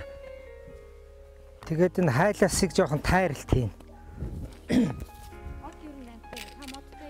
Амтай модтой ярина. Мод бол заавалчгүй хүнийг бас мэдэрдэг. Тэгээд ийм унтаа байхад нь тайруулах сайн байдаг. Нөгөө ургацсан байхад нь тайруул. Өвдөлт багтаа. Тийм учраас одоо ингээд нойрсож байгаа үед нь сайхан засаад. Тэгээд энэ хатсан мөчр бас хаягдахгүй энүүгээр жижиг хэрчээд эн чи эргээд ялцмаг бас болно. Тэг хажууд хүмүүс ийм байхаар зэрэг би чинь бас тэрий чинь ерөөсөл ингээл яг чихэн сонсогдоод ирнэ тийм ээ. Тэгэл яг сонсдог болж байгаа. Одоо яг миний мэрэгжил бол шал өөр шүү дээ. Бас байгаль экологоос холол байсан. Тэгээ ийм байхад чинь ерөөсө хажууд байгаа хүний нөлөө их байдаг юм байна. Тэгээд юу ярьж ин нэрээ яаж ин ийж ин гэл ингээл өөрөө ирэхгүй нь татагдал ингээл анхаарал эхлэх жишээ. Энэ манай хашаанд ирээд 4 жил үхээг ургаж байгаа. Тэгэд энэ хэрвээ цаашдаа ингээд 5 жил 6 жил болоод ургачих юм бол тэгэл хош самраа өгнө. Гэтэл энийг нөгөө хойч үеийн мод гэж орсууд нэрлсэн байдгийн байна. Ямар учиртай юм гэхээр би одоо энэ модыг тариад хичнээн би одоо залуу байсан ч гэсэн миний дараагийн үеил самрын үүдсэн. 20-30 жилийн дараа самар нь гардаг гэж. Би одоо миний хийж одоо нэмэр болж байгаа бол гэж боддог зүйл болохоор юу гэхээр одоо энэ усны нөөцийн тийм ээ хомсдлын ийм үед бид нэр усаа яаж одоо хэрэглэх вэ? Ялангуяа манай Монгол шиг ингээл цэвэр усаа бочгэр аваачил хийгээд идэг улс орон хичнээн байна уу тийм ээ? Энэ бид хоёр бас их харамсдаг байхгүй юу? За тэгэхээр зэрэг одоо бид нарыг хэрэгжилж байгаа уснууд байдаг. Одоо ялангуяа энэ гэрээ эзэгтэй бид нар бол ингээл төрлөөр нь химийн бодисыг хэрэглээл тийм ээ. Ингээл байна. Энийн хажуугаар яг цэвэр ус маань маш ихээр эргэлдэж идэг. Хэрвээ хүн өөрөө анзаарч чадах юм бол тийм. Тэгэхээр зэрэг би яаж чаддгүйхээр за одоо аяа угаасан одоо юутай химийн бодистай ус эсвэл ингээл угаалганы тэгэл гар угаасан энэ савнтай ус эдрийгээ бол ингээл бохирхон шугамаар урсгачдгийг. Зүгээр нэг жоохон аяг зайлах юм уу тийм ээ гараа савн ер нь химийн бодис оролцоогүй за тэгээ будаа угааж ногоо угааж тийм ээ энэ уснуудыгаа тусна ялгаад авч чаддгийг ялгаж авч жагаад ховинд тосоод авчна гэсэн үг л дээ тий тэгээ энийг бид хоёр яадаг вөхөр нөгөө цэцэрлэгээ усалчдаг энэ мань нэг талдаа нөгөө усны мань нөөцөд их нэмэр болдог нэг талдаа бас энэ мань жоохон юутай болоод өгдөг цэвэр усны хажууд бас жоохон эрдэслэг тийм ээ ийм бордоо маягтай болоод ирдгээрээ бас их онцлог болов гэдэг.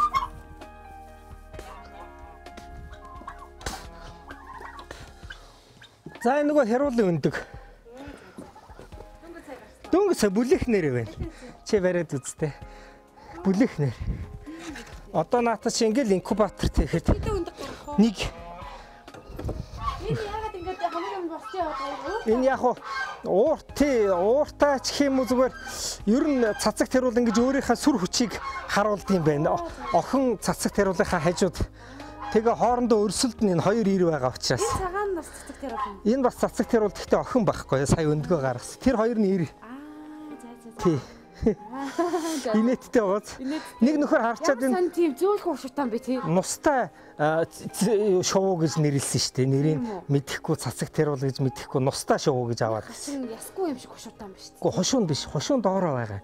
Энд чинь нөгөө зааны юу шиг ингээд орсууд карал гэж нөгөө шүр гэж нэрлэдэг юм байна лээ. Яг шүр шиг юм. Тэгээд час халуун. Одоо байраад үзэх юм бол их сонин шүү дээ. За томоо өндгөлчлөө дөө. Тий. За. Яасан бүлээн авчаадаа юу? Бүлээх. Тийм биш тий.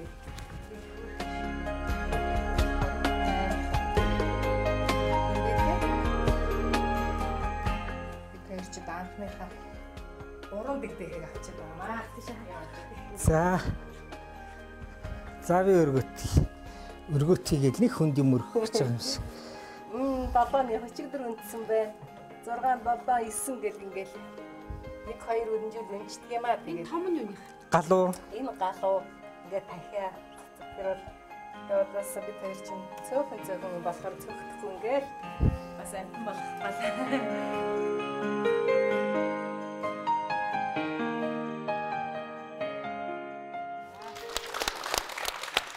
Яахад энэ бол хавар юм байгаа юм чинь 100 бол ямар байх нь тодорхой шүү дээ тийм ээ. Ерөөсө би бас нэг баярлж байгаа үндсэл нь юу вэ гэхээр энэ зааланд манай энэ үзэгчдийн суудал дээр сайхан залуучууд сууж байгаад бас баярлж байгаа. Яагаад вэ гэхээр энэ ер нь одоо бидний өнөөдрийн одоо энэ ярьж байгаа сэдв бол байгаль экологитой холбоотой сэдв тийм ээ. Нийслэлийн гэр хорооллыг ногоон хороолол болгох хамгийн дөт зам гэсэн би нэр өгсөн. Би өөрөө мэрэгжил бол бүр төсөөр мэрэгжил олон улсын харилцааны мэрэгжилтэй Москвад дээр үе зарим нь энэ хүүхдүүд баг төрөөгүйч байсан 80 он төгссөн. Тэгээ хурж ирчээд тэр үед гадаад явдлын яам гэж байсан. Тэнд 10 жил ажилласан. Олон улсаар нэлээ явж үзсэн тэр үед. Тэгээд сүүлд нь явтай нөгөө манай нийгмийн давалгаагаар зах зээлийн эдийн засаг руу шилжсэн, би ч нэг хувийн бизнес хийж үзсэн. Янз явж байгаад нэг Швед улсад Монголын үндэсний худалдаа аж үйлдвэрийн танхимын төлөөлөгчөөр давхар хашаа тэр албыг тэгэд нэг 7-8 жил болох тийм тэнд амьдрах, тэндээс суралцах завшаан тохиолдсон юм. Ерөөсө гадны орныхан чи яг бидэнтэй адилхан хүмүүс. Яг адилхан. Нэг илүү гараад байгаа юм баг байхгүй дээ. Тэднийх бол нөгөө хувийн хашаатай, хувийн газартай ямар н амьдардаг үлээ жоохон чинээлэгдүү боломжтой улсууд нь амьдардаг. Тэгээд тэр Rolf Kenmo гээд миний найз Швед яасан гэхээр нэг орой модныхаа өвшө Баашингийнхаа ёроолт нэг гой цэцэг надад түүхийн ярьж исэн. Гэт юугаар тороор хочиж гин.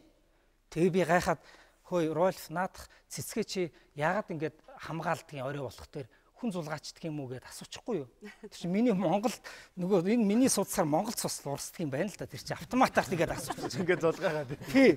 Зулгаадаг ч юм уу авчдаг. Тэгсэн нөгөөт нь яалаа гэж тэ эрдэнэ. Намайг эрдэнэ гэд товч нэр яалаа гэж эрдэнэ. Шүн манай энд гөрөөс орж ирдэг. Заримдаа буу орж ирнэ. Хандгаа орж ирдэг. Тэгээд энэс хамгаалж байгаа юм гэж. Гайхамшигт. Одоо яг манай гэр хороол гэсэн үг. Тэгээ би бодсон. Өөрийнхөө асуултнаас ичж байгаа эхлээд. Тэггүй энэ одоо Монгол хүмүүгээл асуучлаа би өөрөө бас бодохгүй гэд. Тэгээ манад гэр хороолт бас боломж нь байнаггүй л уг нь байгаа юм. Уг нь энэ өндөр банзан хашаа хийхгүй хүн өөрөө байгальдаа ээлтэй ан хамтантайгаа ээлтэй хандах юм бол яг тийм орчин бий болж болно. Ерөөсө ганцхан л зорилгыг өөртөө тавьсан. Би нийслэлийн ногоон байгууламжид хувь хүнийхээ хувьд жоохон ч гэсэн их баг нь хамаагүй надад бодит хувь нэмрээ оруулаа та гэж бодсон. Бас аавынхаа дурсгалтч тэр ягаад заавал ийм чулуун хөшөө босох тий ер нь гоё төгөл байгуул.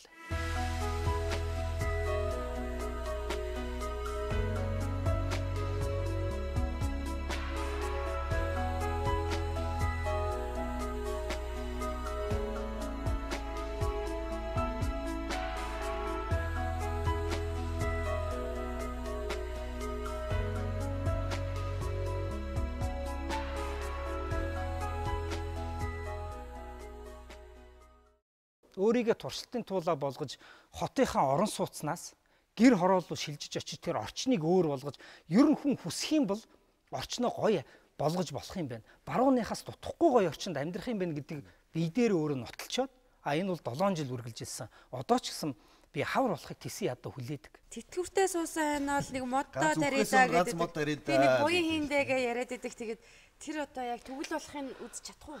Манай залуучууд өнөөдрөөс л эхлэх хэрэгтэй. Ерөөсөө тэрийг заавал насанд одоо тэтгэврийн насанд хүрчээж тарих гэж хүлээгээд хэрэггүй. Яагаад гэвэл байгаль дэлхийн энэ одоо өөрчлөлт, уур амьсгалын өөрчлөлт бидний хүлээхгүй шүү дээ. Нэг шалтгаан тэр. Хоёр шалтгаан нь бол ерөөсөө байгалаас тэр байгалийн гой үзэсгэлэнгээс авч байгаа тэр кайф, тэр таашаал, тэр мэдрэмж бол зүгээр нэг бусад нэг эд зүйлээс авч байгаа мэдрэмжээс бүр тийс өөр шүү. Би одоо ингээл өглөө босоод шууж иргэж байгаа яг зуны цагт шүү дээ. Та нар төсөөлөд үзтээ. Шууж иргээд ус ингээд гой хоржгонц дуурайад яг ийм орчинд нөгөө хүн сэрээгүй байх үү шүү дээ. Өглөө 5-6-гийн хооронд. Яг тэр үед ингээд тэр байгалийн чимээ сонсоод сайхан би өөрөө өглөө кофе уух их дуртай. Тэр кофег уугаад ингээд яг ингээд тэр байгалийн чимээнд ингээд суухт бол үнэхээр гайх. Нөгөө мөнхийн кайф гэдэг гоё оныгоо шиг юм бол. Тэгээ сүүлд нь энийг нийтийн хүртэл болгоё гэд энэ санаа хачин гоё санаа. Яагаад үеийн засаг дарга нар хідэн тэр бум төгрөг хичнээн олон хүний цагийг зарам байж энэ нийслэлийг чинь ногоон болгох гээд байдаг. Үр дүн өнөөдөр хаана байна? Энэ яагаад үр дүнтэй болж болдгүй юм гэдэг хэдэн жил бясалсан тэгээ гарч ирсэн. Энэ юу гэхээр хуучин бидний арга. Иргэндээ зориулж хийгдсэн, иргэний төлөө хийгдсэн энэ зорилго одоо энэ бодлогоо хэрэгжүүлэхийн тулд ийм олон шат амжилга явагддаг юм байна. Тэгээ нөгөө иргэндээ өрхтөө төлөвлөсөн мөнгө нь замдаа байхгүй болчихдог. Дандаа ийм цаас барьцсан асуудалтай л ноцолдоод байдаг. Нөгөө цаана иргэн хаягдчихдаг. Гэхдээ тэгвэл энэ чухамдаа энэ иргэнээс хог гарч байгаа үстэй. Энэ иргэн чинь хараа бохирдуулж байгаа үстэй. Гэхдээ энэ иргэн чинь хөрсөө эвдэж байгаа үстэй. Манайх буруу аргаар яваад байсныг олж харсан. Тэгэд миний толгойд тэр шин орж ирсэн арга нь энийг зүгээр л эргүүлсэн. Одоо энэ дээр энэ олон шат амжилга байхгүй доош орсон. Нөгөө нэг тод улаанаар байсан хурц асуудлууд гээл асуудалтай ноцлоод байдаг байхгүй цайрцсан. Иргэндээ төлөвлөсөн, төсөвлөсөн засгийн газрын хөрөнгө мөнгө шууд өрхтөө иргэндээ очихоор ийм аргыг олж дэвшүүлж байгаа юм. Жишээ болгож авсан нэг өрх айл гэр хороолт амьдардаг. За аав нь дорж төрийн байгууллагт нэг албан хаагчий. За энд дулмаа ээж нэг хувийн компанид ажилладаг байж болоо ямар ч ажил хийсэн хамаагүй. Сүрэн охинтой тэр нь сурдаг та нар шиг нэг ихтэй сургуульд сурдаг. За сандаг гэдэг өвөөтэй юу? Өвөөтэй эсвэл имээ. Сурмаач байд юм уу? Тамир гэдэг нэг сайн би энэ төлөөлөл гэр хороолт байдаг.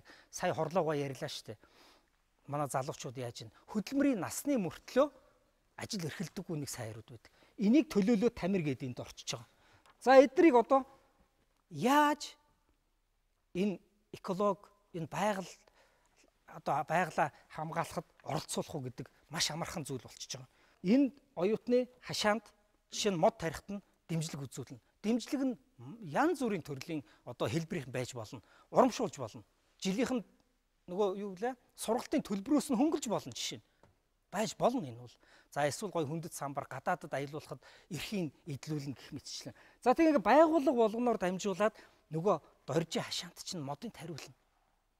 Шууд байгууллагаар нь дэмжиж. За энэ нөгөө сайн ир байгаа. Тамирын хаан нь энд байж байна. Энэ нөхөртөө хэн ажиллах юм чи ажилгүй хороо. Зарим хороодны дарга нар гомдол мэдүүлдэг. Хөө Эрдэнэ чулууна бид нар ажилгүй болчихно гэдэг. Үгүй ээ та нарт хангалттай тэтгэврийн өвөө байна, нэмээ байна. Нөгөө бусад нэг юуны улсууд биш үү? Нэг хөдөлмөрийн чадвар алдсан. Тэгэл юм уу? Тийм улсууд чинь хорооны мэдлэлд орчиж байгаа. Тэгээд ингэхтэр эцсүүлдээ яах вэ гэхээр яг нөгөө нарны шил шиг бүгд ингээд гэр бүлийн гишүүд болгон өөрийнхөө харьяа байгууллагаас дэмжлэг аваад өөрөө хүсээд хийхэд доржин хашаа юм л болно. Танаа сургууль дээр эко клуб байгуулъя. Эко клуб нь эхний ээлжинд гэр хороолт амьдардаг оюутнуудаасаа эхэлнэ.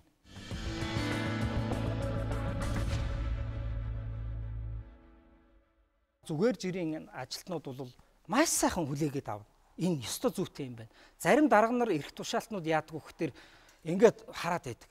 Нөгөө төсөл юм гэдэг чинь цаанаа маш том мөнгөтэй холбоотой байд юм байна л да.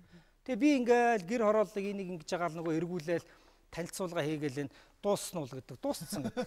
Гэхдээ нөгөө төсөв нь хайцсан гэдэг. Төсөвгүй гэх үү? Төсөвгүй. Оо тийм үү? Мөнгө шаардахгүй. Тэрүүгээрээ бас нэг онцлог нь. Бүр 2 сард эхэлсэн шүү дээ би энэ юга яриагаа хүнд таниулах ажлаа эхэлж явсан. Тэгэхэд зарим улсууд энэ өвлийн хүүтэнд юу тэр хавар хаа байсан хаврал наатах чинь тарина. Үгүй хүн эхлээд сэтгэлдээ толгойдоо модоо тарьсан байх хэрэгтэй.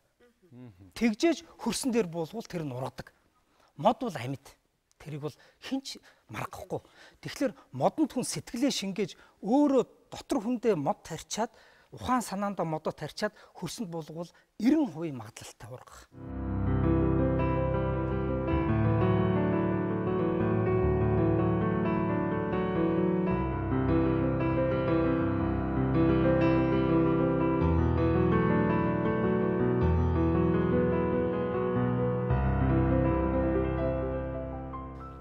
Нэгэнд биш нэгнийдээ бөөнөрөө өөрсдөө төглийг байгуулчаад тэрэнд нь оруулахгүй барихгүй гэдэг шиг байнга байж их юм бол өөрөө өөрсдийнхөө нэг юм төгөлтөө бас болох боломж байгаа л да. Тийм. Заавалчгүй сургуулаас биш. Тийм шүү дээ. Өөрсдөө нэг юугаа байгуул. Одоо би бол баттай ихтэй байна. Манай энд сууж байгаа оюутнууд өөрсдөө биш байлаа гэхэд ах トゥ хамаатан садан эмээ өвөнөр нь байгаа. Байхгүй ш байгаа. Тэдэндээ тусал. Та нар би одоо миний төгөл дотор манай бүр дүүгийн хүүхдийн нэрмжт мод хүртэл би. Тэгэхээр манай оюутнууд маань хэрвээ танаад очиж үзье, төглий чи үзье, санаа авъя гэд очих юм бол зөвшөөрөх үү та? Таксинд дийлвэл бол. Болно. Би та бүгдтэй бүр юугаар зураг одоо Facebook дээр биш ээ. Тий Facebook дээр миний юу байгаа. Гэтэ нөгөө Чингачгүк гэдэг нэртэй байгаа ш. Сэлэнг рүү явах нэг боломж гараад тэгээд очисон. Тэгээд тэнд болохоор нэг цөөрөн байсан бохгүй юу? Тэгээд тэрийг би хараад юу гэж бодож байсан бэ гэхээр монголчууд бас айгүй хөдөлмөрлөх юм бол мундаг зөвлөдүүдийг бас гаргаж ирч чаддсан байна гэж бодож байсан. Тэгээд тэр зөрөмд болохоор бүх юм байгаа байхгүй юу? Ингээл нөгөө загас жараахаа л байна. Тэгээл цацаг тэрүүл гээд тэр бүх амьтад нь байсан. Тэгээд тэрийг болохоор ерөөсөө тийм том баячууд хийгээгүй зөвхөн нэг гэр бүлийн гишүүд хийсэн гэд ярьжсэн байхгүй юу? Тэгээд тэрийг ингээд сонсож байгаа Монголд энээс өөр хүн бас байдаг болов уу? Энэ хүмүүсээс бас өөр ингэж одоо өөрөөр бас сэтгэдэг хүмүүс байдаг болов уу гэд бодож байсан. Тэгээд тэр нэг юм одоо болоод байд юм байна. Тантай адилхан зоригтой, адилхан бодолтой хүмүүсээс ингээд цуглардаг юм бүлгэн байгуулъя гэж боддог уу?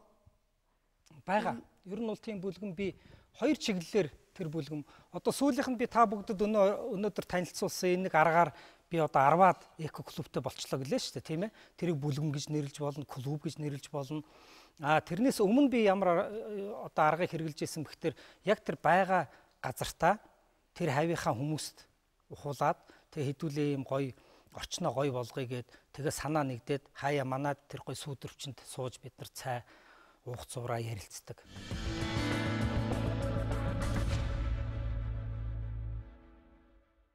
Би одоо ингээд янз бүрийн төслөөр ингээд энэ тэнд тарьсан моднууд эргээд өгсөн бахаар эдгээр байгальдаа ургаж исэн бол үдэд ямар байх вэ гэж бодохоор энэ шүү бид өнгөрсөн хэдэн 10 жил байглаас сайхан мөрөөр ургаж исэн модыг хотод авчирч булшилсан шүү. Хэдэн 100 мянгаар нь бараг сая. Миний тарьсан моднууд ургаад байх тэр гайхаад байсан. Тэг би өөрөө мэрэгжлийнх биш. Зүгээр интернетээс яаж ургуулдаг мэдээлэл авна. Та нар одоо энэ сэхэтэн оюутнууд бол дороо тэр мэдээллийг олж авна. Гэтэ одоо нэт рүү орох боломжгүй бас хүмүүс байж болох юм л да. Жижигхэн нэг тийм технологиос нийлээд өгч. Мод тарья гэсэн хүсэлтэй улсуудад надад зөвлөж хэлэх юм алгаа. Тэр хүсэл нь өөрөө хэлээд өгдгийг.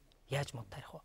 Харин хараахан мод тарих хүсэл шүү энэ дотор ч н орж ирээгүй байгаа улсуудад би харин хэлэх үг байна гэж байгалийн үнэлэм тэр гоё үнэлэмж тэр гоёыг мэдрээл үз. Тэгтэр цаанаас нь хэлээд өгнө. Та бүгдийн царайнаас ер нь тарьчих гэсэн ингээд юу гараад байгаа гэдэг зарим нэгнээс мэдрээл нь хэдийгээр ядарсан байгаа ч гэсэн. Тийм хүсэл байна. Өглөө шиг, кофе шиг, үргэлж шин бас сэргэг. Би амьдралд бас ажилдаач хайртай. Тийм болохоор үзэгчээ хүндэлдэг.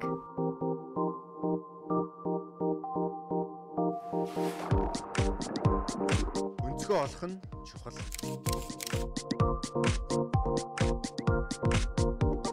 Хүн өөртөө цаг зав гаргаж байж амжилтанд хүрдэг гэдгээ мэддэг.